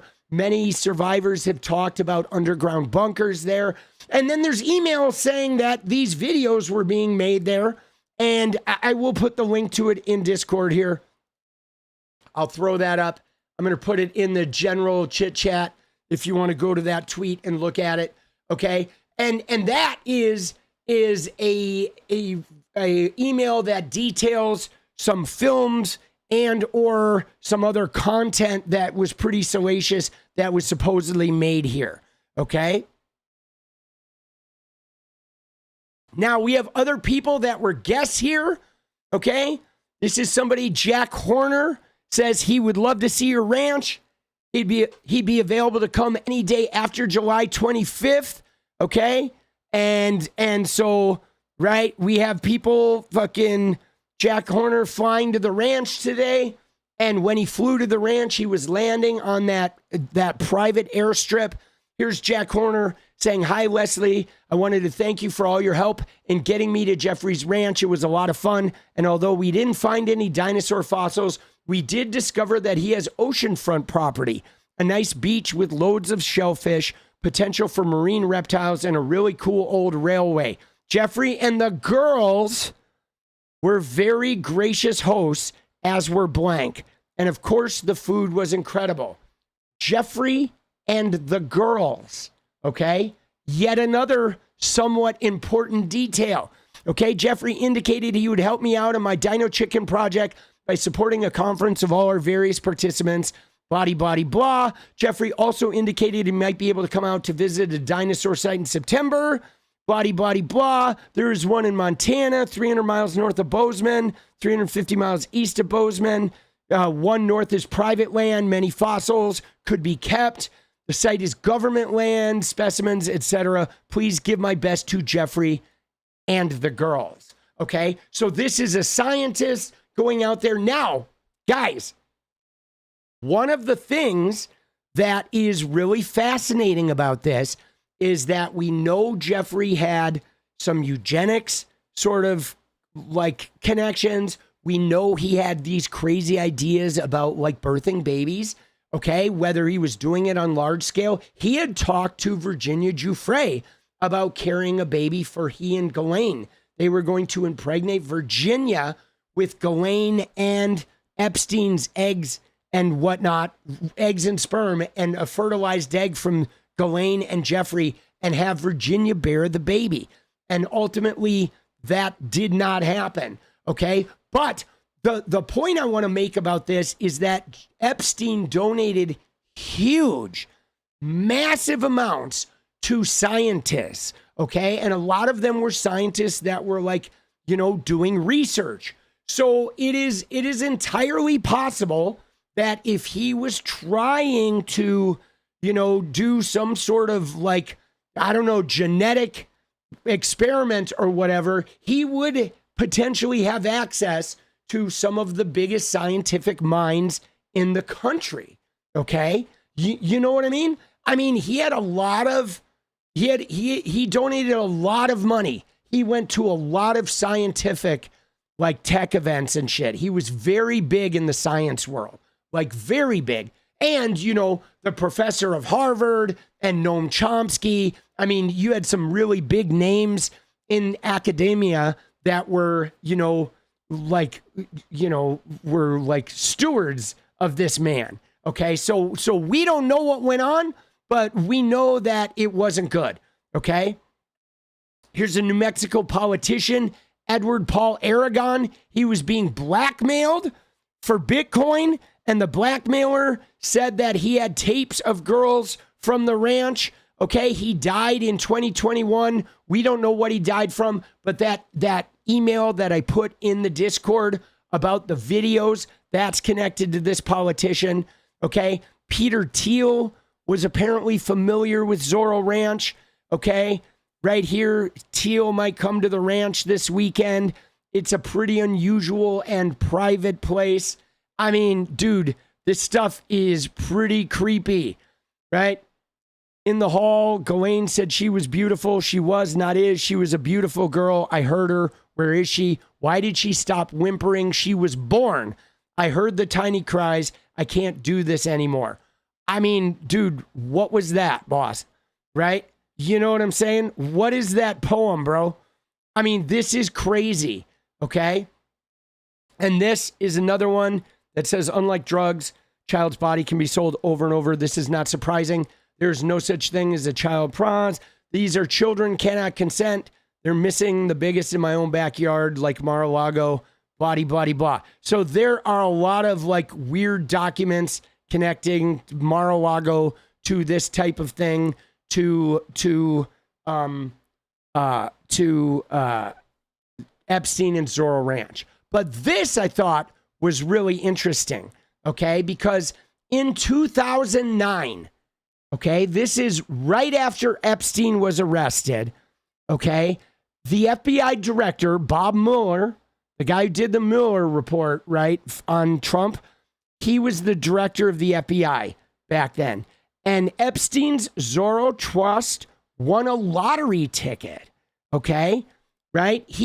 The trust that ran this ranch that, you know, was renting that, you know, leasing all that land from the government, won a lottery ticket, an $80 million lottery ticket, okay? And so then they sent an email, right, about Jeffrey Epstein to the director of the FBI saying some interesting facts should be passed on to the investigative agent on the Epstein case. I will also copy Mueller. The Zorro Trust belonging to Epstein won a lottery ticket, $80 million in New Mexico. Zorro Ranch, belonging to Epstein, sits close to the U.S.-Mexican border where most trafficked children are routed prior to being dispersed to the East Coast. Several high-ranking officials and friends of Epstein have confirmed he had relations with trafficked underage people, okay? Both Ghislaine Maxwell in New York and Blank were served last week. 2 key witnesses on Epstein's camp. Thank you. So, guys, they had information on Zorro Ranch, on its location on trafficking routes, on, you know, just weird shit going on there, and all the way back to 2009.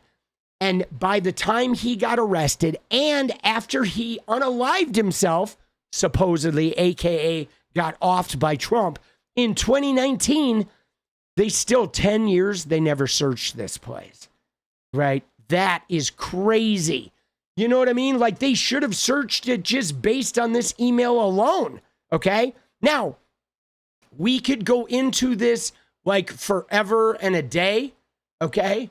You know what I'm saying? We could like literally probably spend months going through all the little things connected to Zorro. But what I want to focus on is what people were freaking out about today, which was this email, okay? This is from, right? It's from Sarah Kellen to Rich Barnett, okay? And Rich Barnett, I believe, is like the engineer. He's like Rich Barnett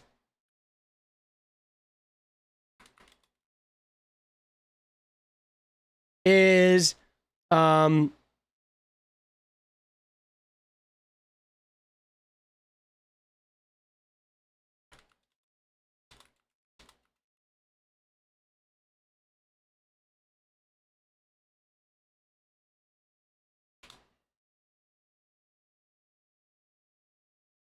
so Rich Barnett is Roger Barnett. Why is this guy not coming up, dude? Dude, again, see, I feel like some of this stuff is getting muted, okay? Right? You know what I'm saying? Like, isn't that weird that, like, Rich Barnett is in these emails, but you're searching for this shit, and then people are muting it, okay?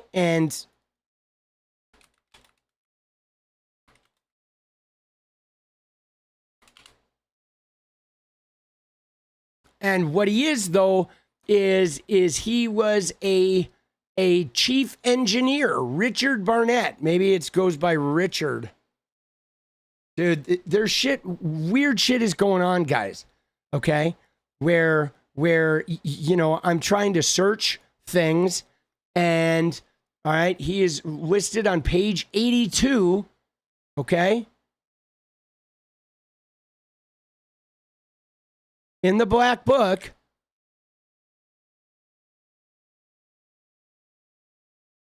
There he is, Richard Barnett, Port Washington, New York. Okay?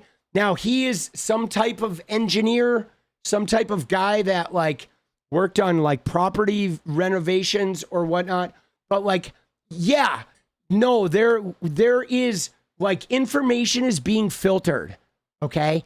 Information is absolutely being filtered, guys.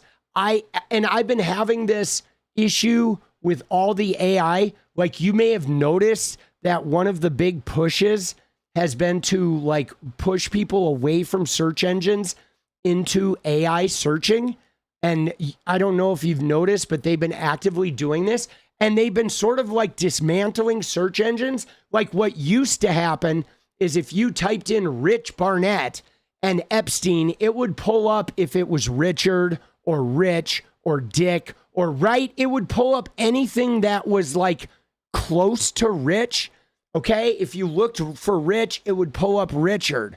But now they're changing the search engines where if you type Rich Burnett, it will not pull up something that says Richard anymore.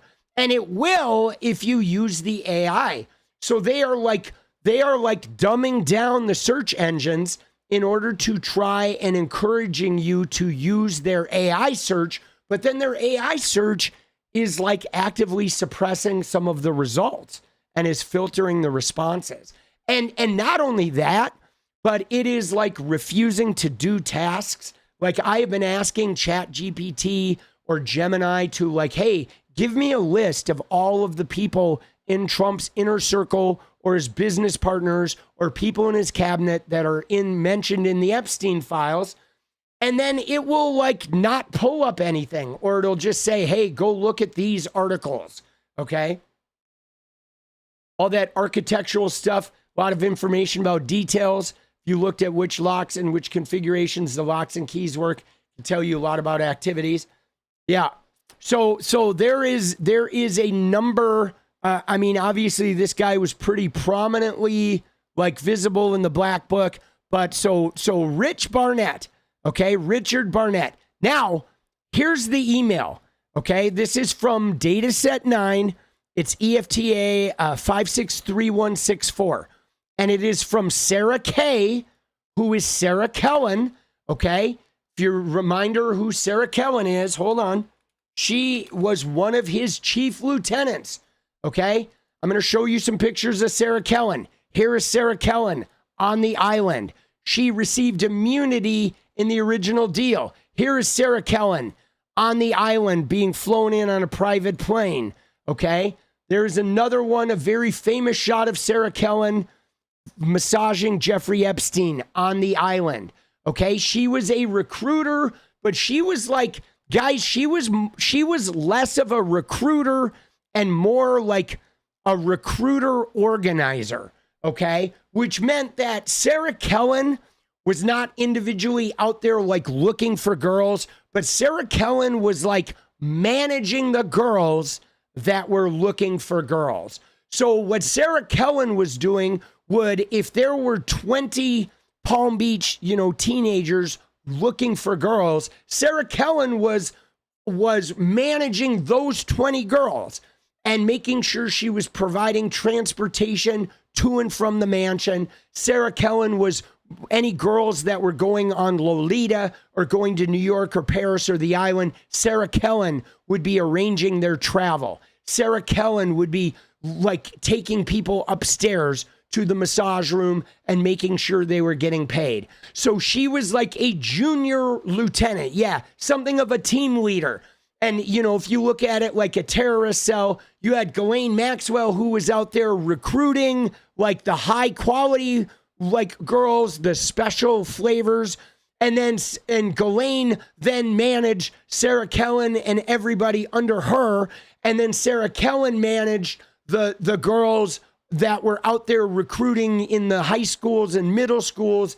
And then the recruiters were managing the girls they were bringing to Jeffrey. So it was this pyramid of like pretty extensive. And then what was wild about this is the one guy who was never involved was Jeffrey. Okay, Jeffrey would talk to Ghislaine, who would talk to Sarah Kellen, who would talk to the 10 girls she was managing. And then they had other, Leslie Groff was a manager of like the business people, right? You may have noticed a lot of emails when Lutnick was reaching out to Epstein about the island. Leslie Groff was handling that. So Leslie Groff was the person who managed the business people and would talk to them and make arrangements for them to go visit Epstein. And then Adriana Ross sort of managed like, I don't know exactly what Adriana Ross did. I do know that she was tipped off and she hid the computers. Okay. So she seemed to be more of like Epstein's kind of personal assistant and ass coverer, where if there was something that needed to be done, Adriana Ross would sort of handle it at the properties without anybody else interacting. So she was kind of like his personal assistant of, managing things at properties. Then you had 𝗙់_𝗪𝗠𝗪𝗀, she was a pilot. So she certainly may have been flying people in to, Zorro Ranch or on the island. But then 𝗙់_𝗪𝗠𝗪𝗀 went to the island and she was like actively sort of like managing the girls that were taken to the island. Okay. And but Sarah Kellen was like really actively involved. And here is a picture of Sarah Kellen and Ghislaine Maxwell together. They were very close. They were like, Sarah Kellen was like number 2 in charge. So here's what's interesting is in Epstein's original immunity deal, okay, what ended up happening was Sarah Kellen, Leslie Groff, Adriana Ross, and 𝗙់_𝗪𝗠𝗪𝗀 all got immunity, okay? They got lifetime immunity, and then in 2019, when the immunity was overturned because of that survivor lawsuit, and they charged Jeffrey Epstein, they never went back and spoke to these people. There was a Sarah Kellen deposition, and she just took the fifth in everything, okay? But I will tell you what she did. She moved to New York, okay? Let's see if we can find her deposition.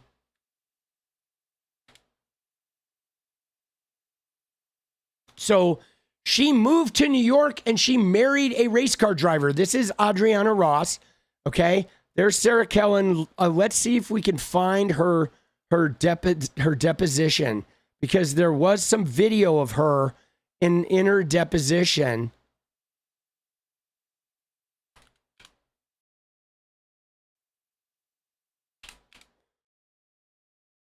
So you can see her taking the fifth.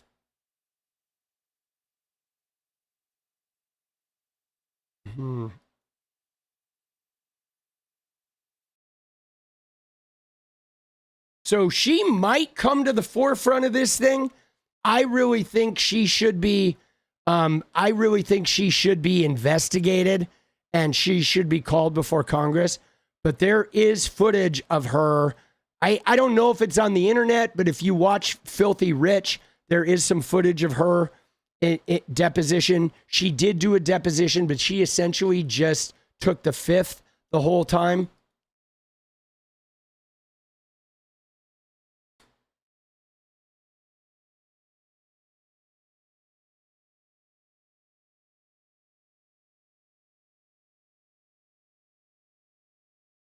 Let me see if she's in here.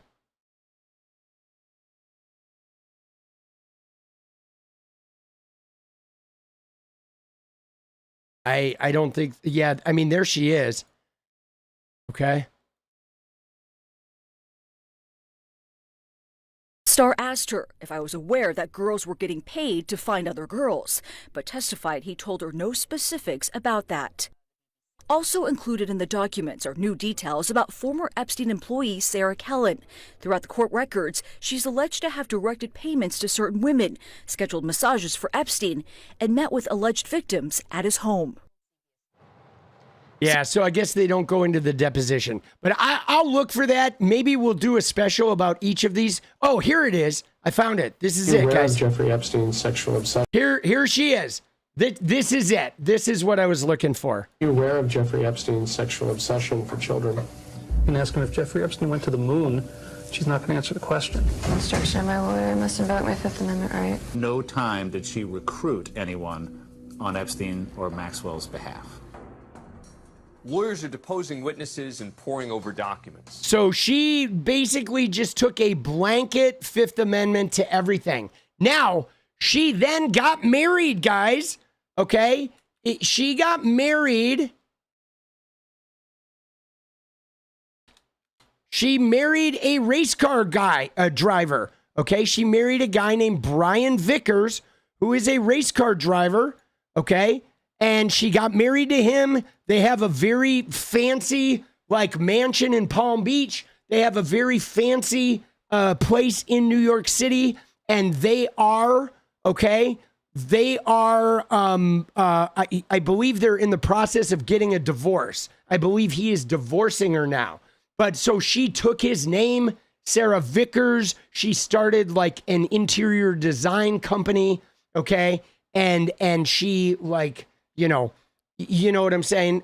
She's got to come to justice. Dude, all of these lieutenants need to come to justice. They really do. They, it's insane. It is insane what they know. Okay. And one of the things that I will say here, guys, too, is somebody did say in chat that these women absolutely were the reason why this stuff got pulled off.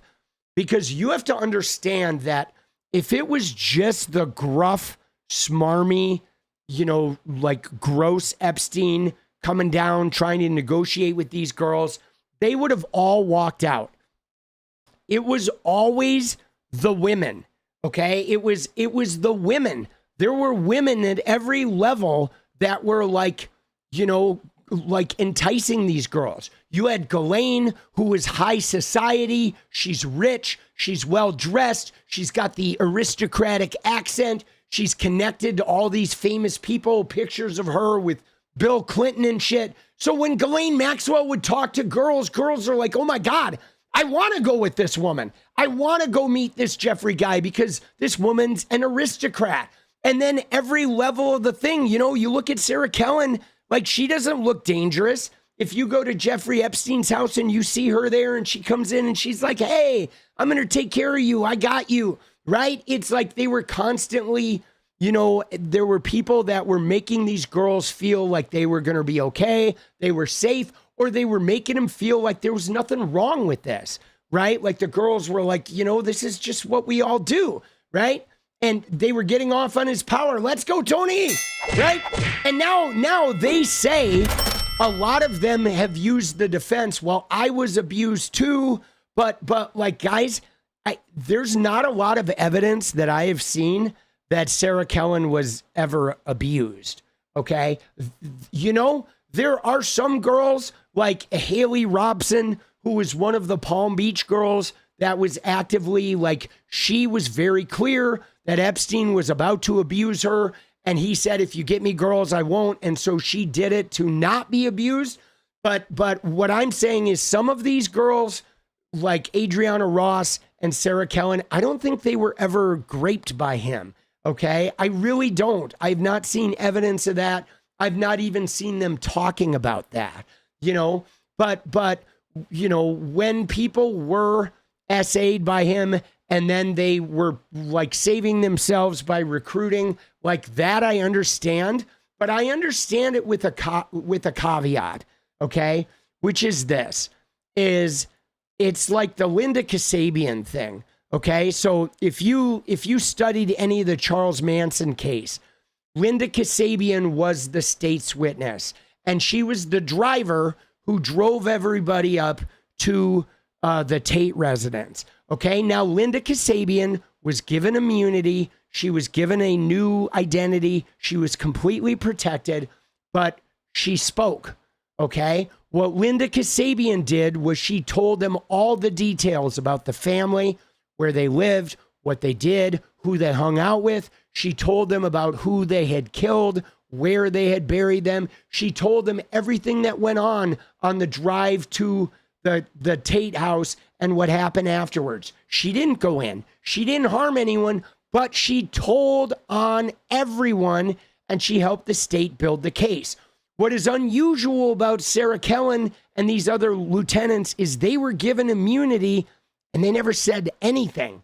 Okay. Now, if you were abused by Jeffrey Epstein and you protected yourself by becoming a recruiter, that's fine if you are selling everybody out, right? That's what Haley Robson did. She said, you know what?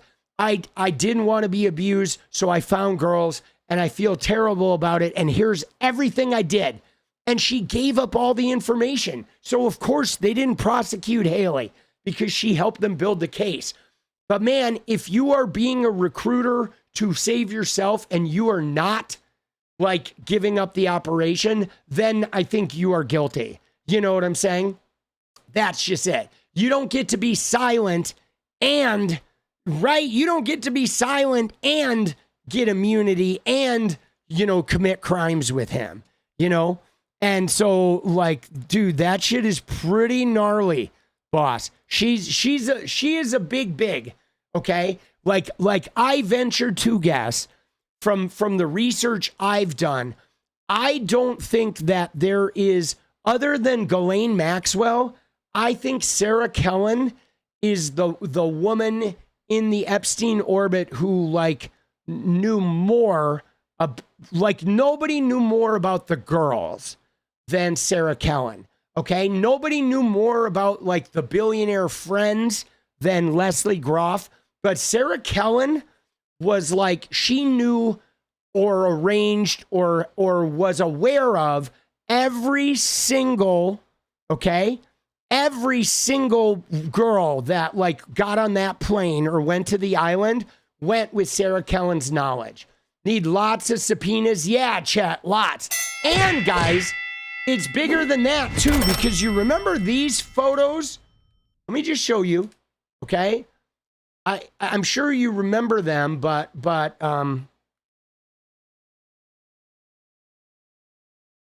you probably remember these photos, okay? We have Ghislaine in her swimsuit. We have a girl with Bill Clinton. This was the pool in Borneo, the Emperor Suite. Remember when this first came out? Well, the redacted person here, that's Sarah Kellen, okay? And then there's the other one of the jacuzzi, okay? And right, the jacuzzi with Bill Clinton, okay? That is Sarah Kellen, okay?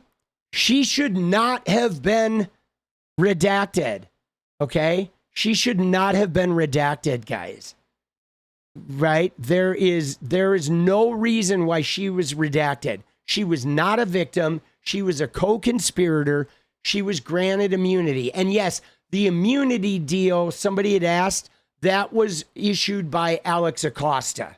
Okay? How old was she there? So Sarah Kellen at this time, I think was 20-something, 26, 24. That was in 2002.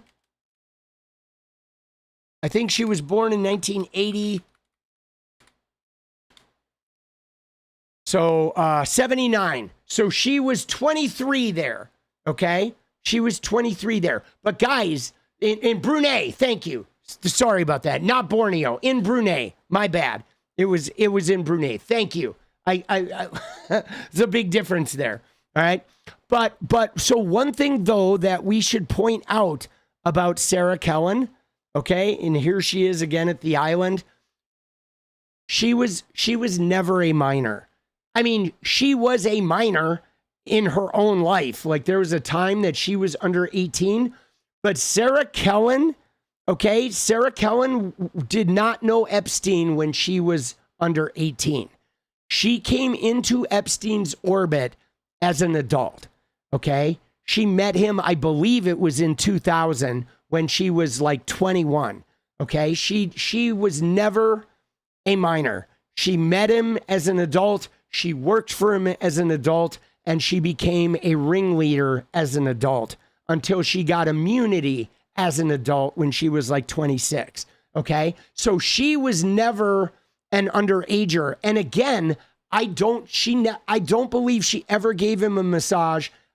I believe she came on as an employee. Okay. You know what I'm saying?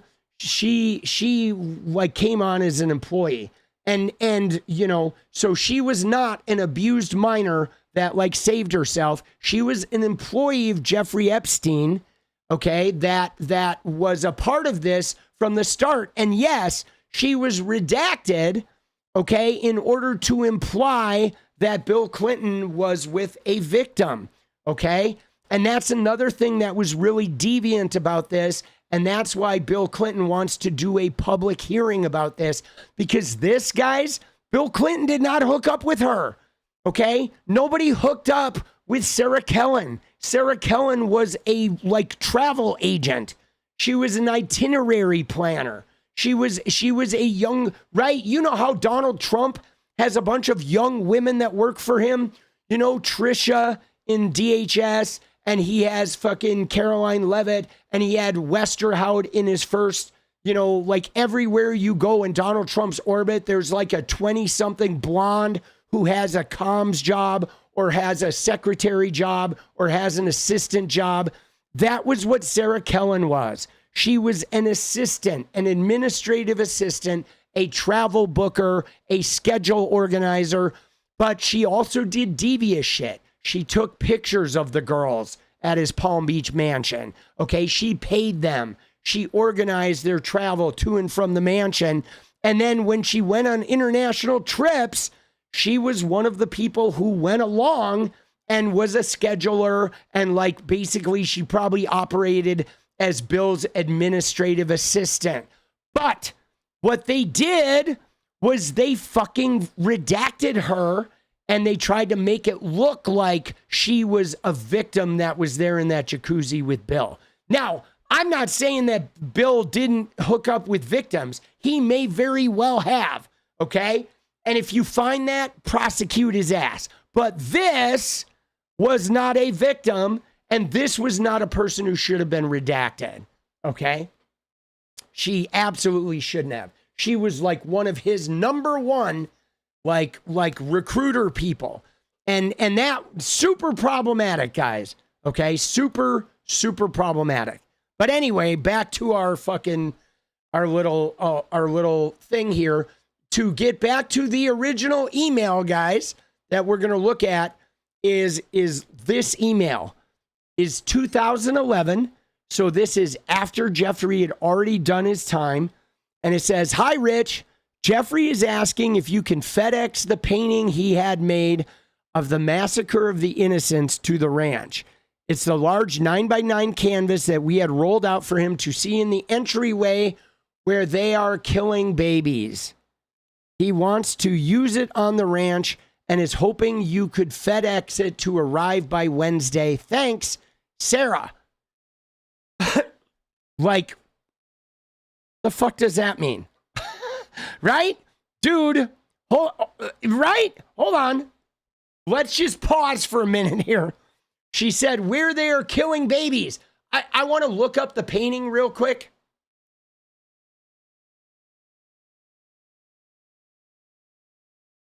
So the Massacre of the Innocents is a very famous painting. Okay? I want to make sure if we can see this.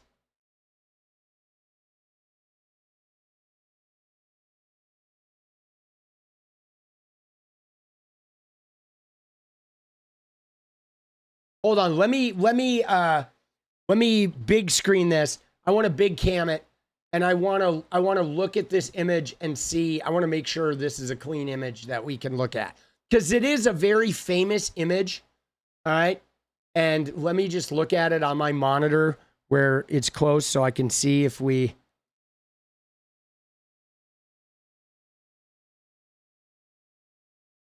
It's a pretty famous painting, okay? Right, by Peter Paul Rubens. And yeah, no, it looks clean. Okay, so here, it does look clean. So here's the painting. All right, everybody. Well, I actually, I'm going to put a link to it in Discord. I'm not going to show it because I'll show it in the video, but I'm going to have to blur it. But so anyway, the link is going here. I'm going to put the link in chat. Okay, there's a link in chat to the Wikipedia page. Okay, you can go click on that and it'll take you right to it. All right. So what you see though in the Massacre of the Innocents thing is they are harming babies in the painting. They are right? The innocents are the babies, and the massacre, it's showing some people like they're throwing babies around and shit. And no, it is Peter Paul Rubens is a very famous, like old, you're thinking of Paul Rubens, right? It is not Pee Wee Herman. But so the mention of killing babies, okay, is there is some killing babies ostensibly in the painting, okay, right? You know what I mean?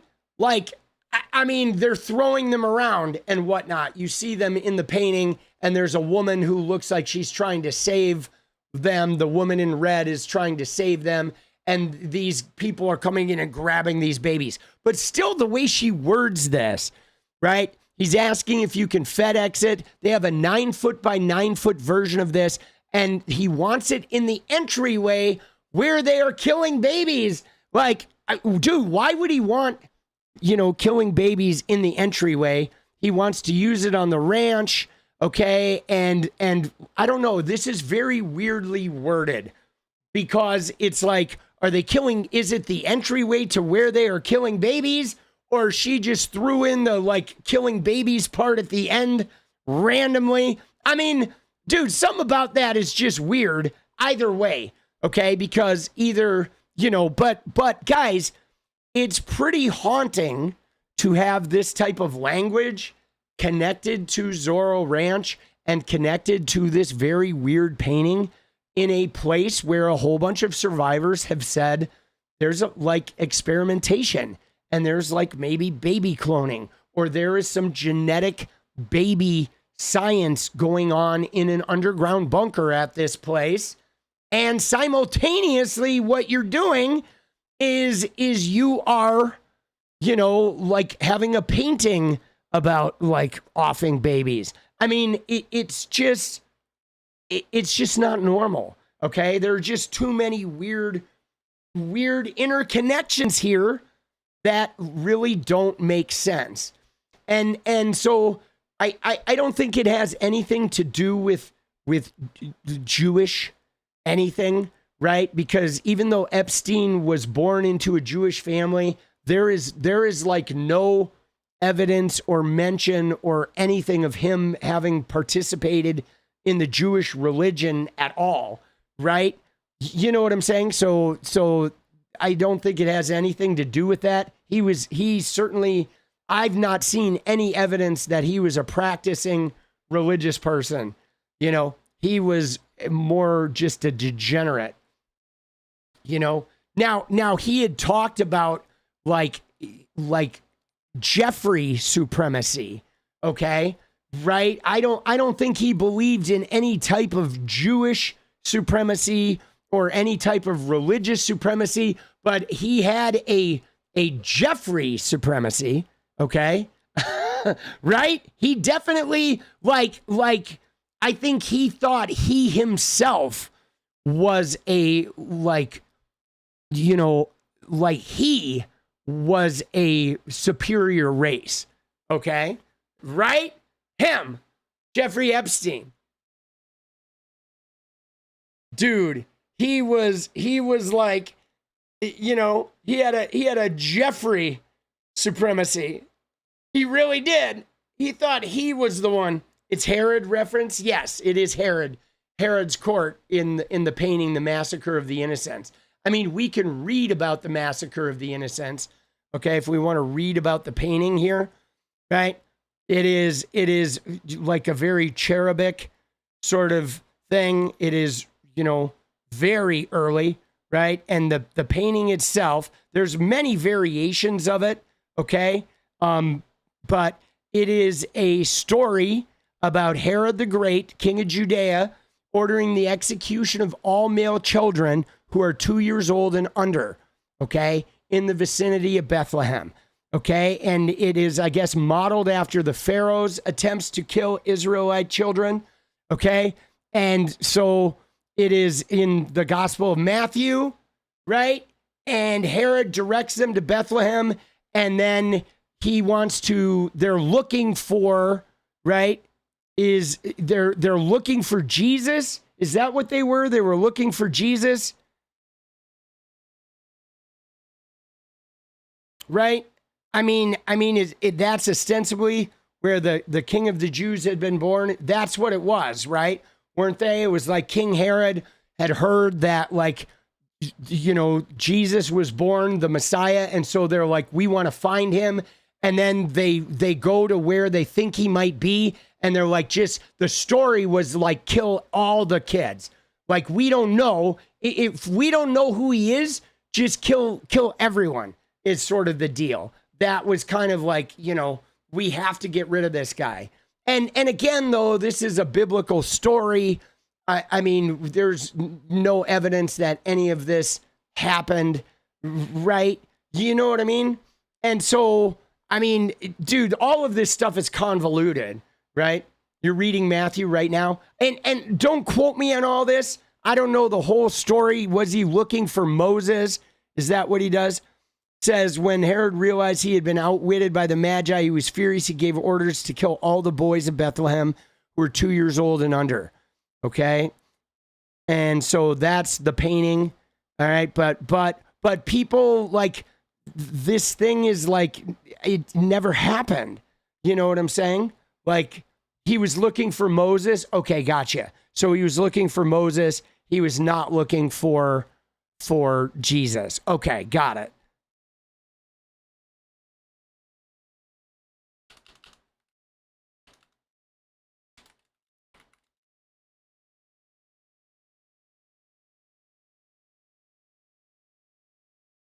Let's see. Let's have the AI tell us. No, it says Herod was looking for the infant Jesus. Okay, he wanted to eliminate Jesus to prevent any challenge. Right? Yeah. See that? Right? Oh, Moses was Old Testament Jesus. What are you talking about? Yeah. No. Moses was like, had nothing to do with Jesus. Oh, no, you're saying Moses was Old Testament Jesus. I'm like, what are you talking about, dude? Dude, he was looking for Jesus, right? Because Moses was like long gone, right? By the time we get to the Gospel of Matthew, Moses is fucking a thing of the past, dude, right? Moses was like way gone. He was looking for Jesus, right? He was looking for Jesus, who was a direct threat, right? Like that. I mean, essentially, guys, if you look at the New Testament, okay, if you look at the New Testament, which is what separates Christianity from Judaism, and then later they add another book and it becomes Islam. It's the Old Testament, and then the Quran is Islam. But so essentially, guys, if you look at the Christian thing, if you were to dumb it down, okay, to the New Testament, it really just comes to this.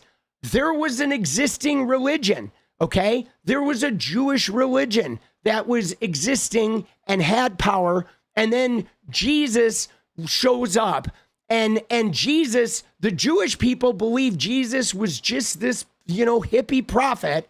But the Christians were like, no, Jesus is the Son of God, and we have this book here.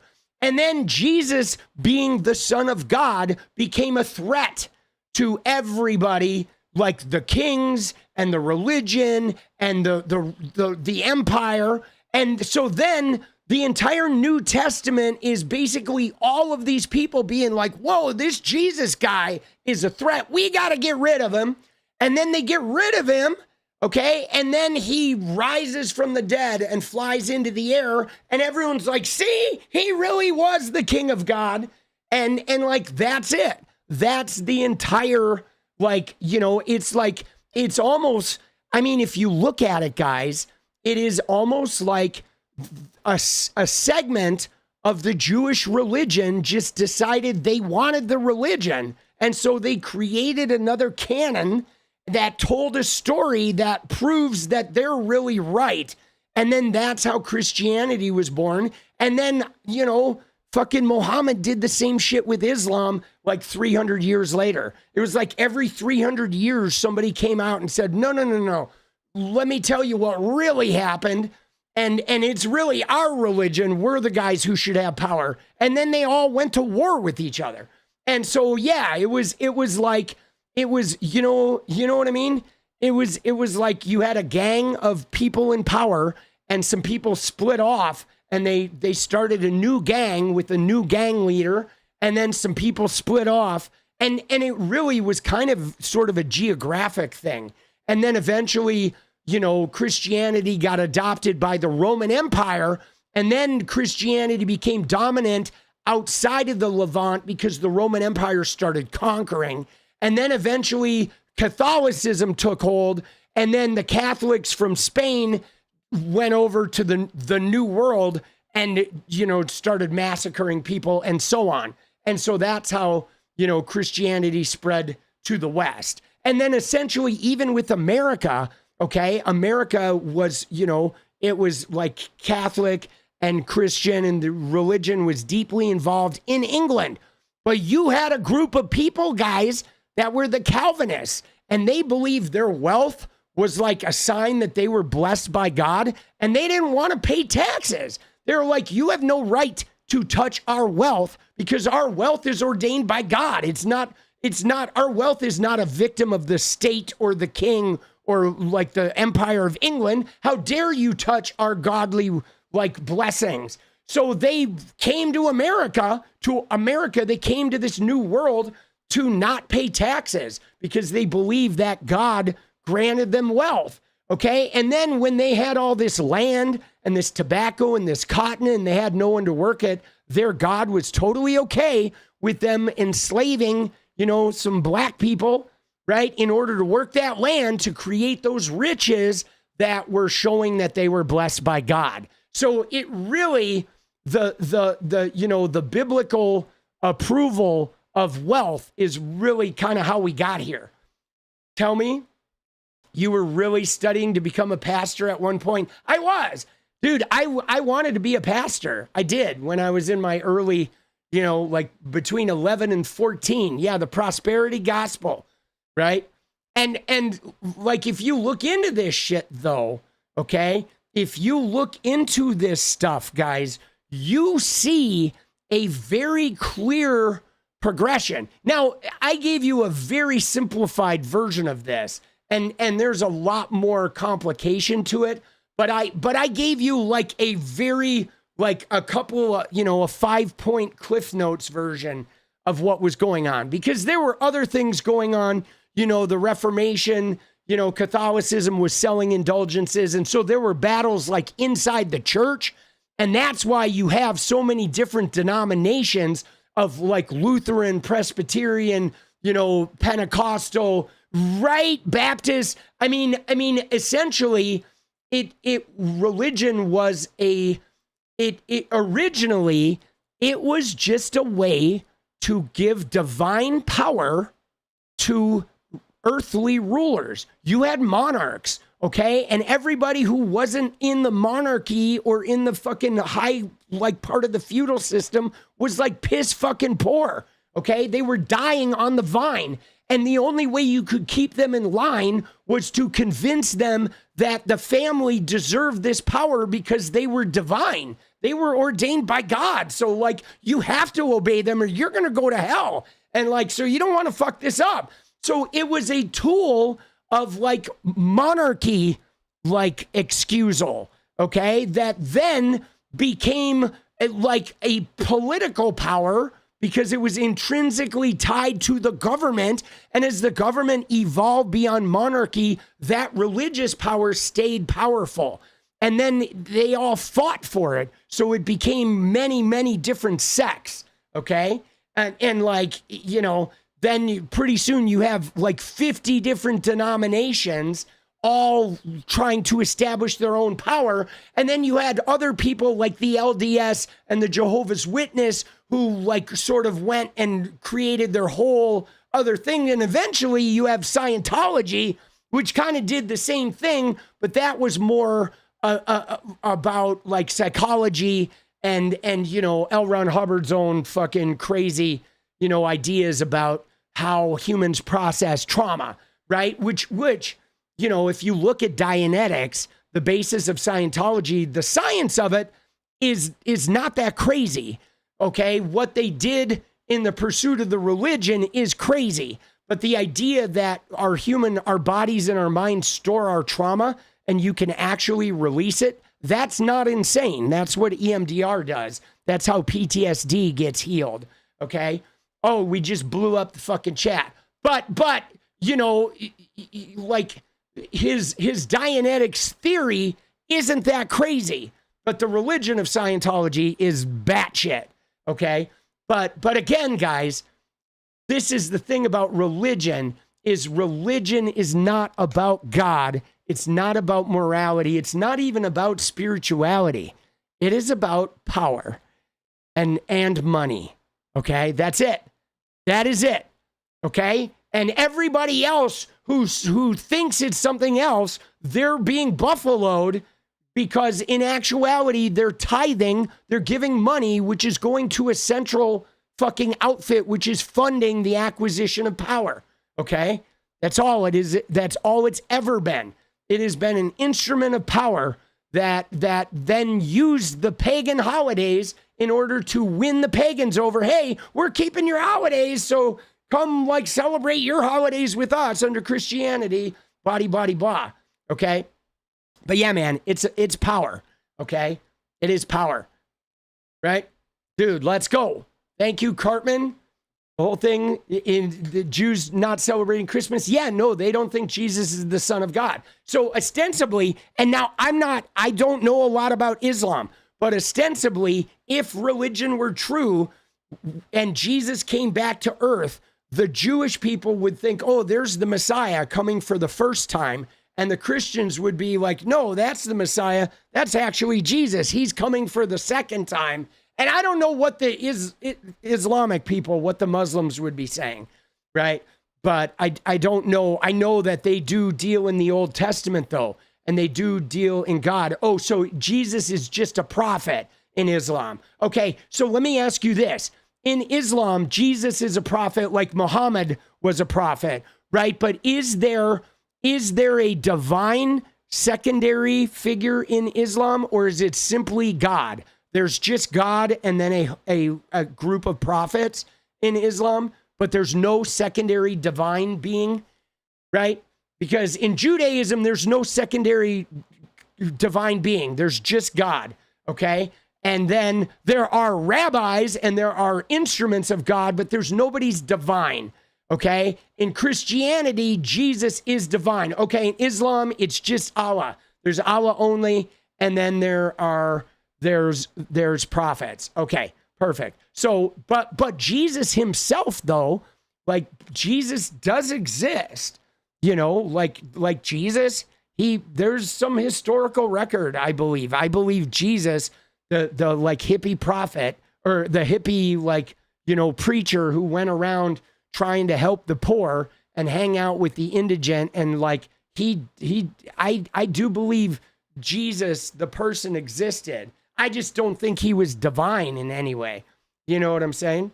But there were probably many people like that. You know what I'm saying? Like, I don't think Jesus was like one guy. I mean, this was the time when all these religions were forming that I think there were many like preachers running around trying to like own the gospel. You say no historical basis yet? Yeah, see, I don't know. I mean, we'll save that for another time. But I thought there was some historical basis for him, that he had been. Let's see what the AI says. I thought it was debated.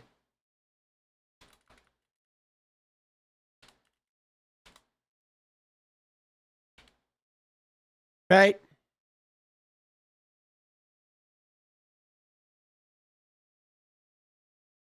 There's like some Jewish historians, a Roman historian that mentions somebody who was executed. So, I mean, whether people like believe this or not, but again, though, guys, again, like in my thing, if you look at the various, like, you know, accounts of him, okay, he was just a man. Jesus is a copy of Horus from Egypt. And you say those aren't reliable sources. But here's the deal, guys. You ready? Here's the deal, okay? The deal is this, is back then, there were no reliable sources, okay? Like, honestly, none of the shit we have from that time period were from reliable sources. I don't care. I don't care even the information you have about the kings and shit. Everything was told, like, orally, and hardly anybody knew how to write. And the people who did record shit were often agents of the government in some way, shape, or form. Like, there were the only people who could read or write or whatever were, like, they were paid to go and, like, work for the wealthy people. And, right? You know what I'm saying? The people that could read and write were funded and paid to go work for the kings and the political leaders. Nobody could read. Everybody, like, just told stories and passed them down. So I mean, I still say that there was a historical record of his existence that was as unreliable as the historical record of everything else that was around those times, you know. But you know, I don't know. I feel like there was. But he was just a dude. Like, there were probably 100 Jesuses that were running around, right, preaching whatever, some version of these new religions that were forming. You know, there were, like, you know, there were easily 100 of those guys. Easily. Like, 100 of them, you know, and there were probably multiple of them that were executed for being dangerous. You know what I'm saying? So that were, you know what I mean? I mean, they executed a lot of people, guys. You know, it was a very different time. They used to string up people and crucify people like regularly. Okay, that, like, crucifying someone was not something that happened, like, once in those days. You know what I mean? And none of them was blonde hair and blue eyes. Okay. You think Jesus was a real man, if only for the, I mean, you know, it'd be interesting to see. You know what I'll look at? Because I'm not going to get into the discussion today because I'm going to go make videos. But I will say this, guys. It would be interesting. There's a couple biblical scholars that I follow on TikTok that we should, like, look at them at some point and see what they say, right? But I don't think it matters. I think even if he did exist, right, he was one of many people that were trying to shuck and jive, okay, with, you know what I'm saying? Many people that were, like, shucking and jiving, and there were, you know, they were just men. You know what I'm saying? Right? The Jesus we talk about now is like a composite character. Oh, I'm sure. I mean, everything in the Bible, though, right? Everything in the Bible is like taken from oral stories. Like, that's just it. Even if you look at the whole Bible, this is the thing about the Bible, guys, is the Bible is a completely unreliable text. Okay? The Bible is a completely 100% unreliable text. Why? Okay, because the Bible isn't one story that was, like, told from a deity. It is literally thousands of oral stories from all over the Levant and other areas that had been passed down for thousands of years. Okay, and somebody said this earlier. Think about what happens on the internet now, guys. How you put a story out on the internet, somebody receives it and changes it, and within a day, that story, that oral story, or that, like, tweet is now a completely different plot. So imagine stories that were handed down in a family and then told to their children, who told them to their children, who told them to their children. You do that for 1,000 years, okay? And then somebody collected them.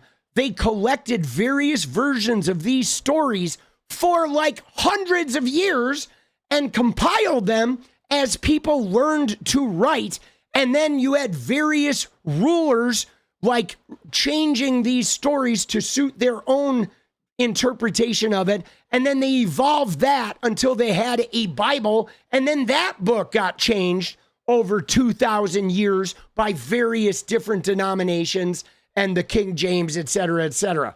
So like, bro, there is nothing in there that even remotely resembles the original story it came from. Okay? Like whatever's in that Bible today, it doesn't even have any resemblance to whatever the original story was that they took from it. It is like, and that's why it's so like hypocritical. Like you can find anything you find in the Bible, anything it says, you should do this, you can find somewhere else where it says you should do the exact opposite. I shit you not. There is not one parable in there or one suggestion on how to live your life that does not get completely like, you know what I'm saying? It does not get completely, you get told the opposite, right? You do. There is nothing about it is consistent, right? It says thou shalt not kill. And then it says like, go to war, right? You know what I'm saying? Right? I mean, come on, bro. Right? Dude, like, come on, bro. How did it last this long? Because it's in power. Okay. That's how it lasted. That's just it, guys. Like anything that gets infused with your political power, like stays. Okay. Right. If wealth is tied to political power, then the wealth stays, the worship of wealth. If a religion is tied to the political power, that religion stays. If a product, right? If your politicians make a product, if it's tied to the political power, I mean, think about why weed is not legal and alcohol is because if you go back to when they were making these early laws, okay, the people that were growing weed had no political power. Okay. And the people that were like fermenting alcohol had political power. Politicians were making, right? Were distilling alcohol. So therefore alcohol was legal. Okay. Weed is legal now, but it's still federally illegal. It's only legal. There are many states where it is still illegal, but it was never legal. You know what I'm saying? It's because it was native populations were growing it and people of color were growing it. Right? The politicians were not growing it, right? And dude, they want to like make hemp illegal. Like what the fuck is wrong with people? But all right, dude, that's where I get off, baby. We're in, we're out. Short and sweet tonight. I'm video cranking. Dude, hemp not being legal is like the stupidest shit on the planet. Do you have things like Texas, like going to war with hemp? Dude, give me a break, bro. Like so dumb. Dude, I think most of American drugs are misscheduled, and yeah, no, that's true. That's a good point, Brown Bird, that hemp being illegal, like protects the cotton industry. It like, my streams are the cool. All right, let's go. Dude, these streams are like, we are unlike any other political streamer. Okay, let me just tell you guys. And let me tell you why, because I am educated and smart as hell, but I'm also not a stuffed shirt. So that's one. I'm very working class and a little gritty and rock and roll. But number two is we do go with the audience input. So we do interact with chat here and we go off on tangents and we are more about the politics of life than we are just reporting the news. I mean, because you can get the news anywhere, guys. I feel like I'm here to integrate this shit with like our society and the politics of being human, right? Because I've said this before, guys. Politics is not government, okay? We have this mystique that like politics is like the government, but guys, politics is just power, okay? And it exists everywhere. All right. And I know I've told this before, but like with me, right? Like, let me show you what politics is. I was born into a family where I had a mom and I had a dad, and my mom had 6 kids from the age of like 5 to fucking 15, okay? And those kids were from a previous marriage. But my dad was not those kids' dad, okay? My dad and my mom had me, okay? So there were 7 of us. But now, even as a first grader, my dad, because I was his kid, I was favored, okay? My dad gave me like the benefit of the doubt that my mom's kid did not get. So I had power, okay? So the politics of my house meant I had more power than my 15-year-old fucking brothers, okay? Because my dad was an authoritarian and I was his kid. So what the politics of my family meant, if my older brother wanted the car for the weekend, he had to come to me because he couldn't really negotiate with my dad because my dad was an authoritarian prick. So they would come to me to help them get the car. So then I negotiated shit as a kid. Like, I wanted to go to the drive-in with them. So I would make sure that they got the car. I would butter up my dad. You should really give him the car. And then they would take me to the drive-in, give me money for concessions, and let me run loose as a second grader. I just got to go explore with money for fucking snacks. But like, guys, that's politics, okay? I had access to the power, you know what I'm saying? And they wanted access to the power. But it's also like, is dirty because I shouldn't have had that much power. And like sometimes as a kid, I was a little corrupted because, you know what I'm saying? Because power like fucks you up. So like if I got mad at somebody, no, you're not getting the car, right? That's an outsized amount of power for like second graders to have. But like, guys, that's everywhere. That was in my family. You have it in your family. You have a power dynamic in your friend group. You have it at your workplace. You have it in your neighborhood. You might have it. You have it in your local communities.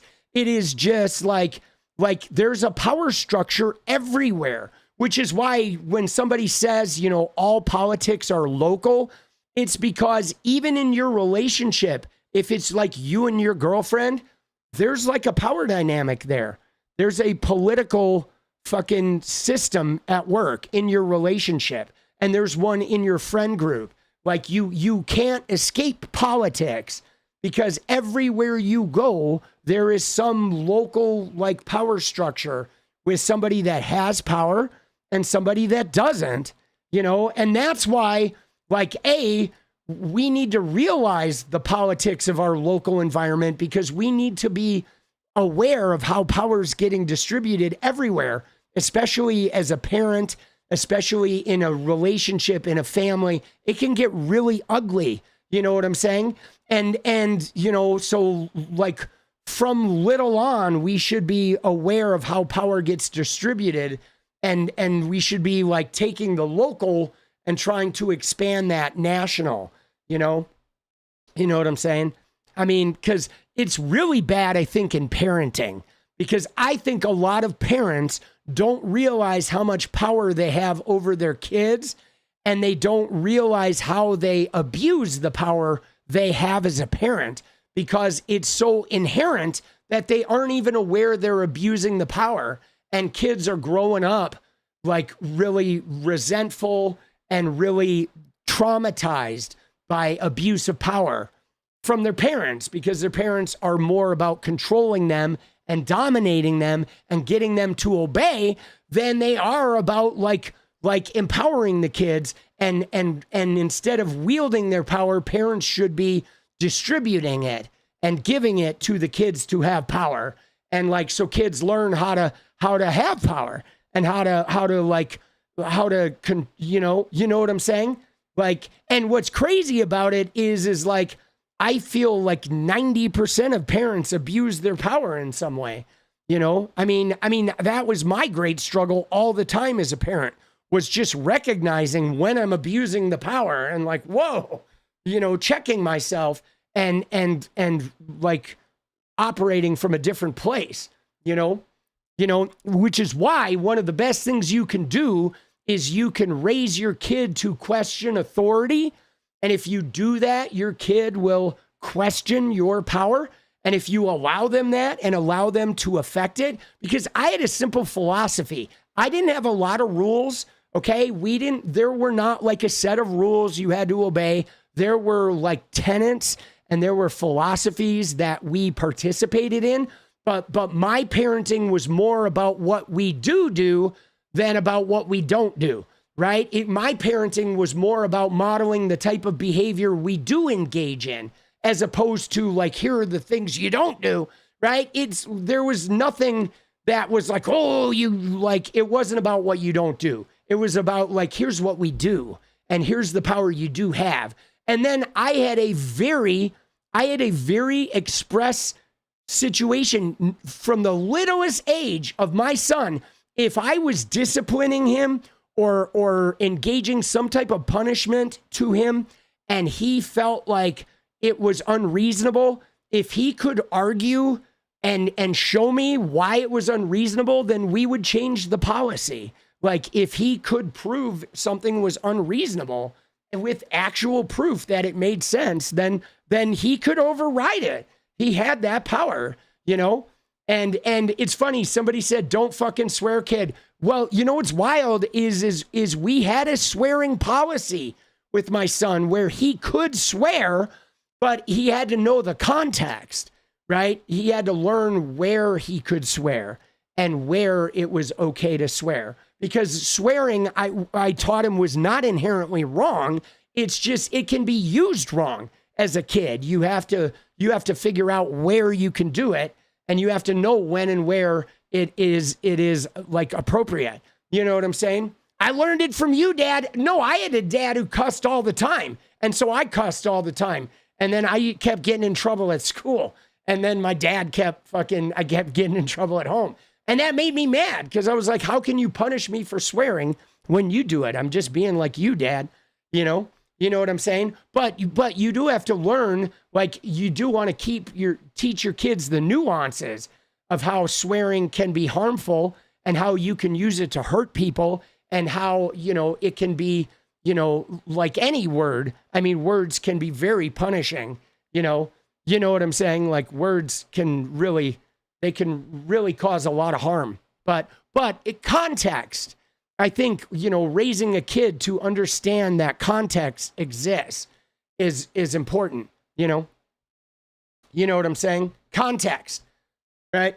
But I was less about punishment and rules and more about like natural consequences, you know what I'm saying? And then, like dealing with your emotional condition while you experience natural consequences, right? And I know somebody mentioned spiritual and religion. See, that's just it, guys. Spirituality is a connection, okay? Spirituality is not religion, and you don't need religion. And in fact, spirituality is better without religion because spirituality is connection. I'm connected to all the other humans. I'm connected to myself. I'm connected to the planet, to the animals, to the objects. I'm connected to all of these whizzing atoms. I'm connected to the energy of life, okay? To the energy of compassion and caring and nurturing, okay? That is spirituality. Religion is that thing that I said I didn't do in my life. Religion is here's a set of rules. And here's the boss, and here's the guy who's going to punish you if you don't obey this shit, and you need to be compliant, you need to obey, and you need to conform to this set of rules, or you're getting pitched into hell. And so now you're scared of going to hell, so now you're going to comply. And there's a power structure, a political power structure that exacerbates that belief system. And that's why religion is so toxic. Because spirituality, there's no ruler, guys. It's shared, okay? Spiritual energy is just shared. It's vibrational energy that is shared with humans and animals and insects and the wind and planet Earth, the ground we walk on that is very much alive, those moving tectonic plates that are growing out of lava. You know what I'm saying? It is, right?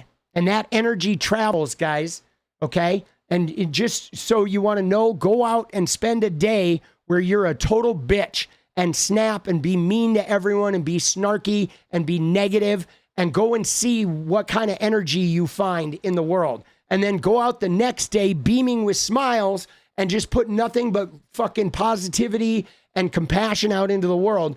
And you will see those are two different worlds. You can go to the same places and you will have they will be two different worlds, boss, because it's energy, baby. All right. I am spiritual as fuck, but religion, it's got to go. All right. You ready? Let's go. Now we're going to dance, dude. The spirituality of dancing. All right. Let's go. Let's get it. Dude, you guys got a dance party. I'm going to make it real.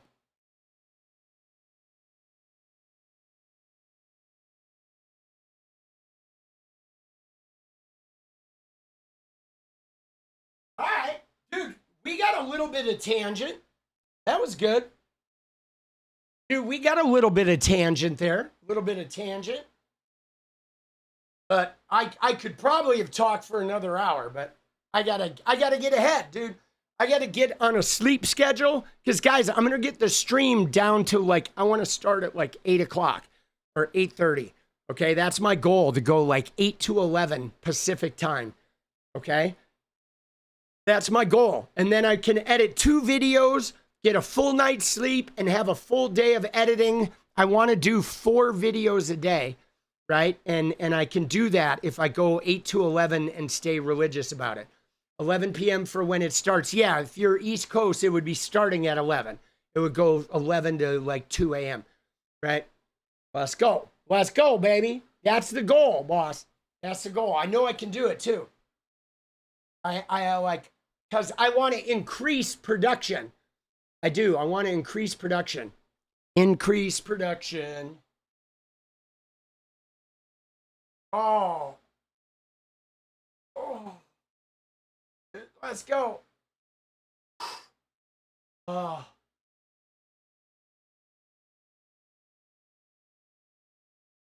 Oh, yeah.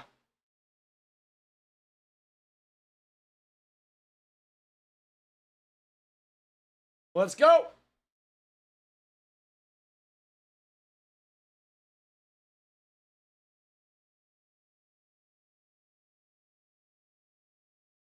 Joys of working at home, yeah. Yeah, it's hard. I mean, being a YouTuber is hard in the beginning, guys. It was different 10 years ago. You know what I'm saying? I mean, and it's always like this. It's the same with TikTok, okay? In the beginning of TikTok, right? 2020, when I started, it didn't consume time. You upload a Fortnite clip, you put a title on there, it's funny, people eat it up, right? But as time goes and you blow up and people get big, and then there become sort of titans of the industry, it gets harder, there's more content, the content gets more complicated. You fast forward to TikTok 2 years later, and everyone has to spend hours editing videos and making them bling and adding the pop-up subtitles and all that shit. Same with YouTube, right? Political YouTubers 10 years ago could just talk, throw an edit up there. Now you have to refine it. You're competing with people with, 2 million, 5 million subs. It's a lot of work now to establish yourself. You got to do a lot of work. It's crazy, dude. I figure it's going to be 5 years, right? We're 2 years in. I think it's going to be about 5 or 6 years of a lot of work. And then, I'll be able to build a team, I think. Right? Right? Yeah, 5 years, 6 years, boss. Love my work. Let's go. Thank you.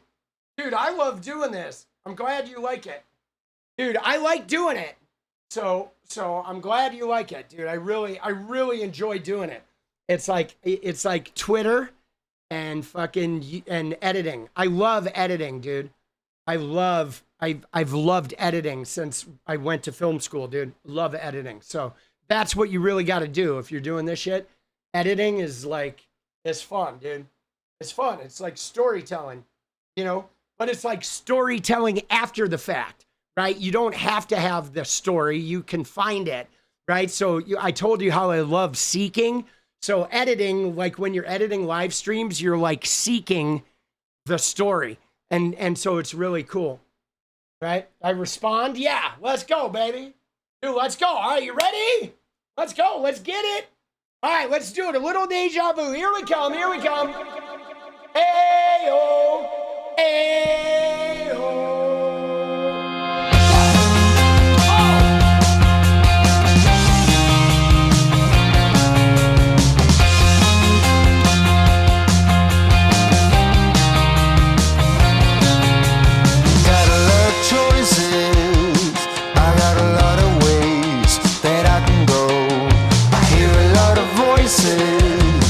They have a lot to say, but I've known.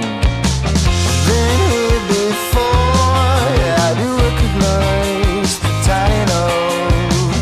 There's marble floor, and I don't need my eyes to see what lies behind that wooden door.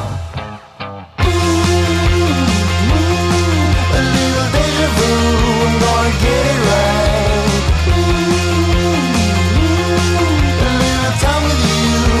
See it like things will turn out okay.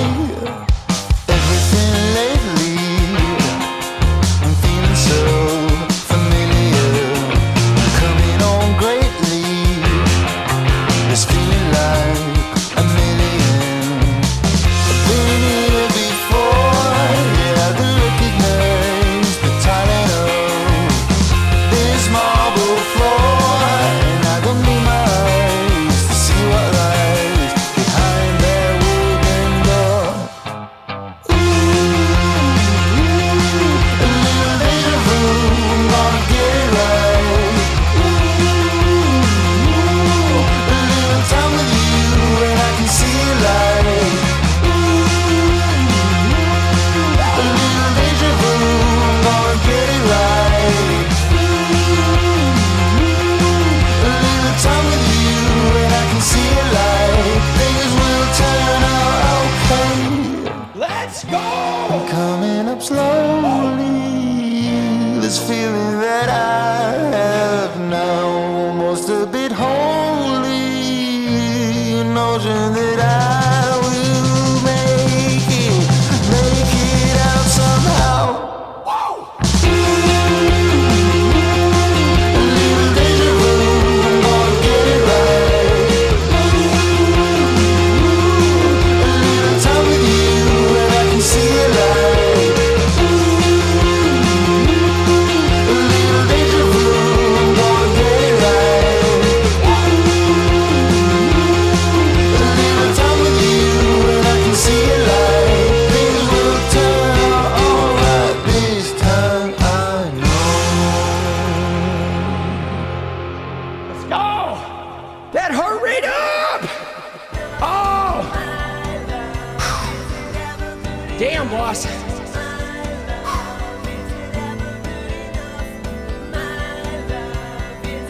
Oh, good. Dude, that gets the fucking energy up. Want me to? I do.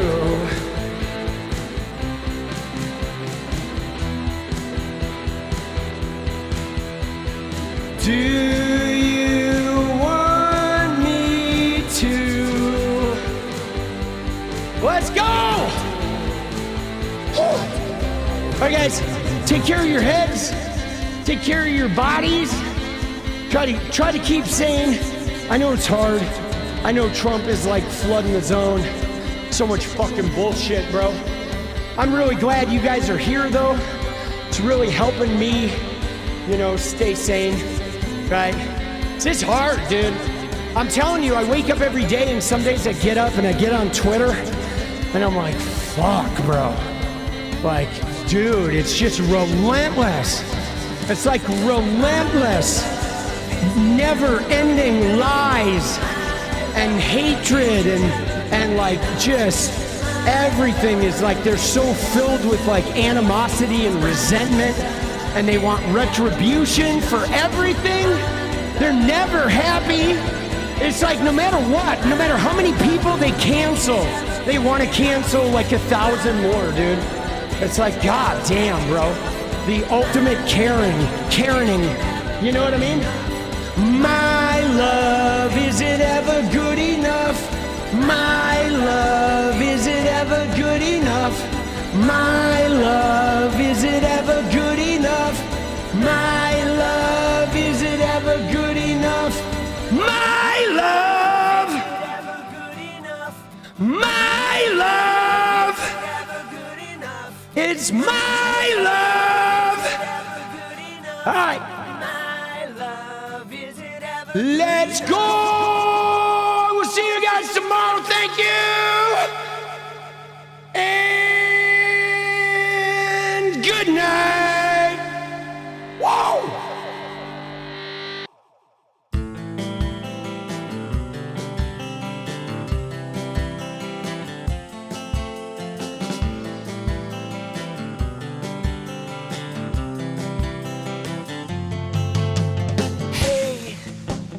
I just wanna change the world.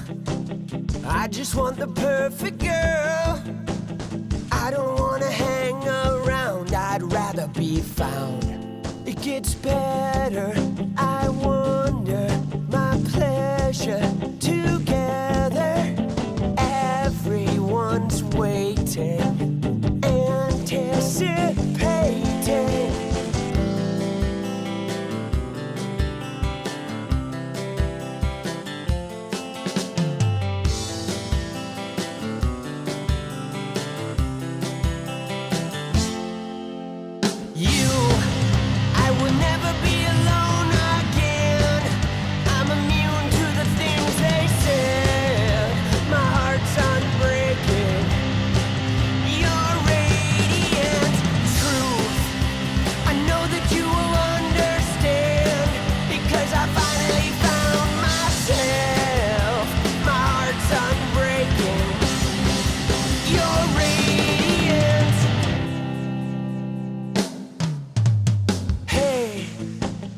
I just wanna change the world, but I'm not gonna wait my turn.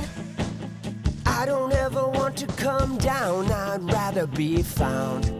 It gets better, I wonder, my pleasure together. Everyone's waiting, anticipating.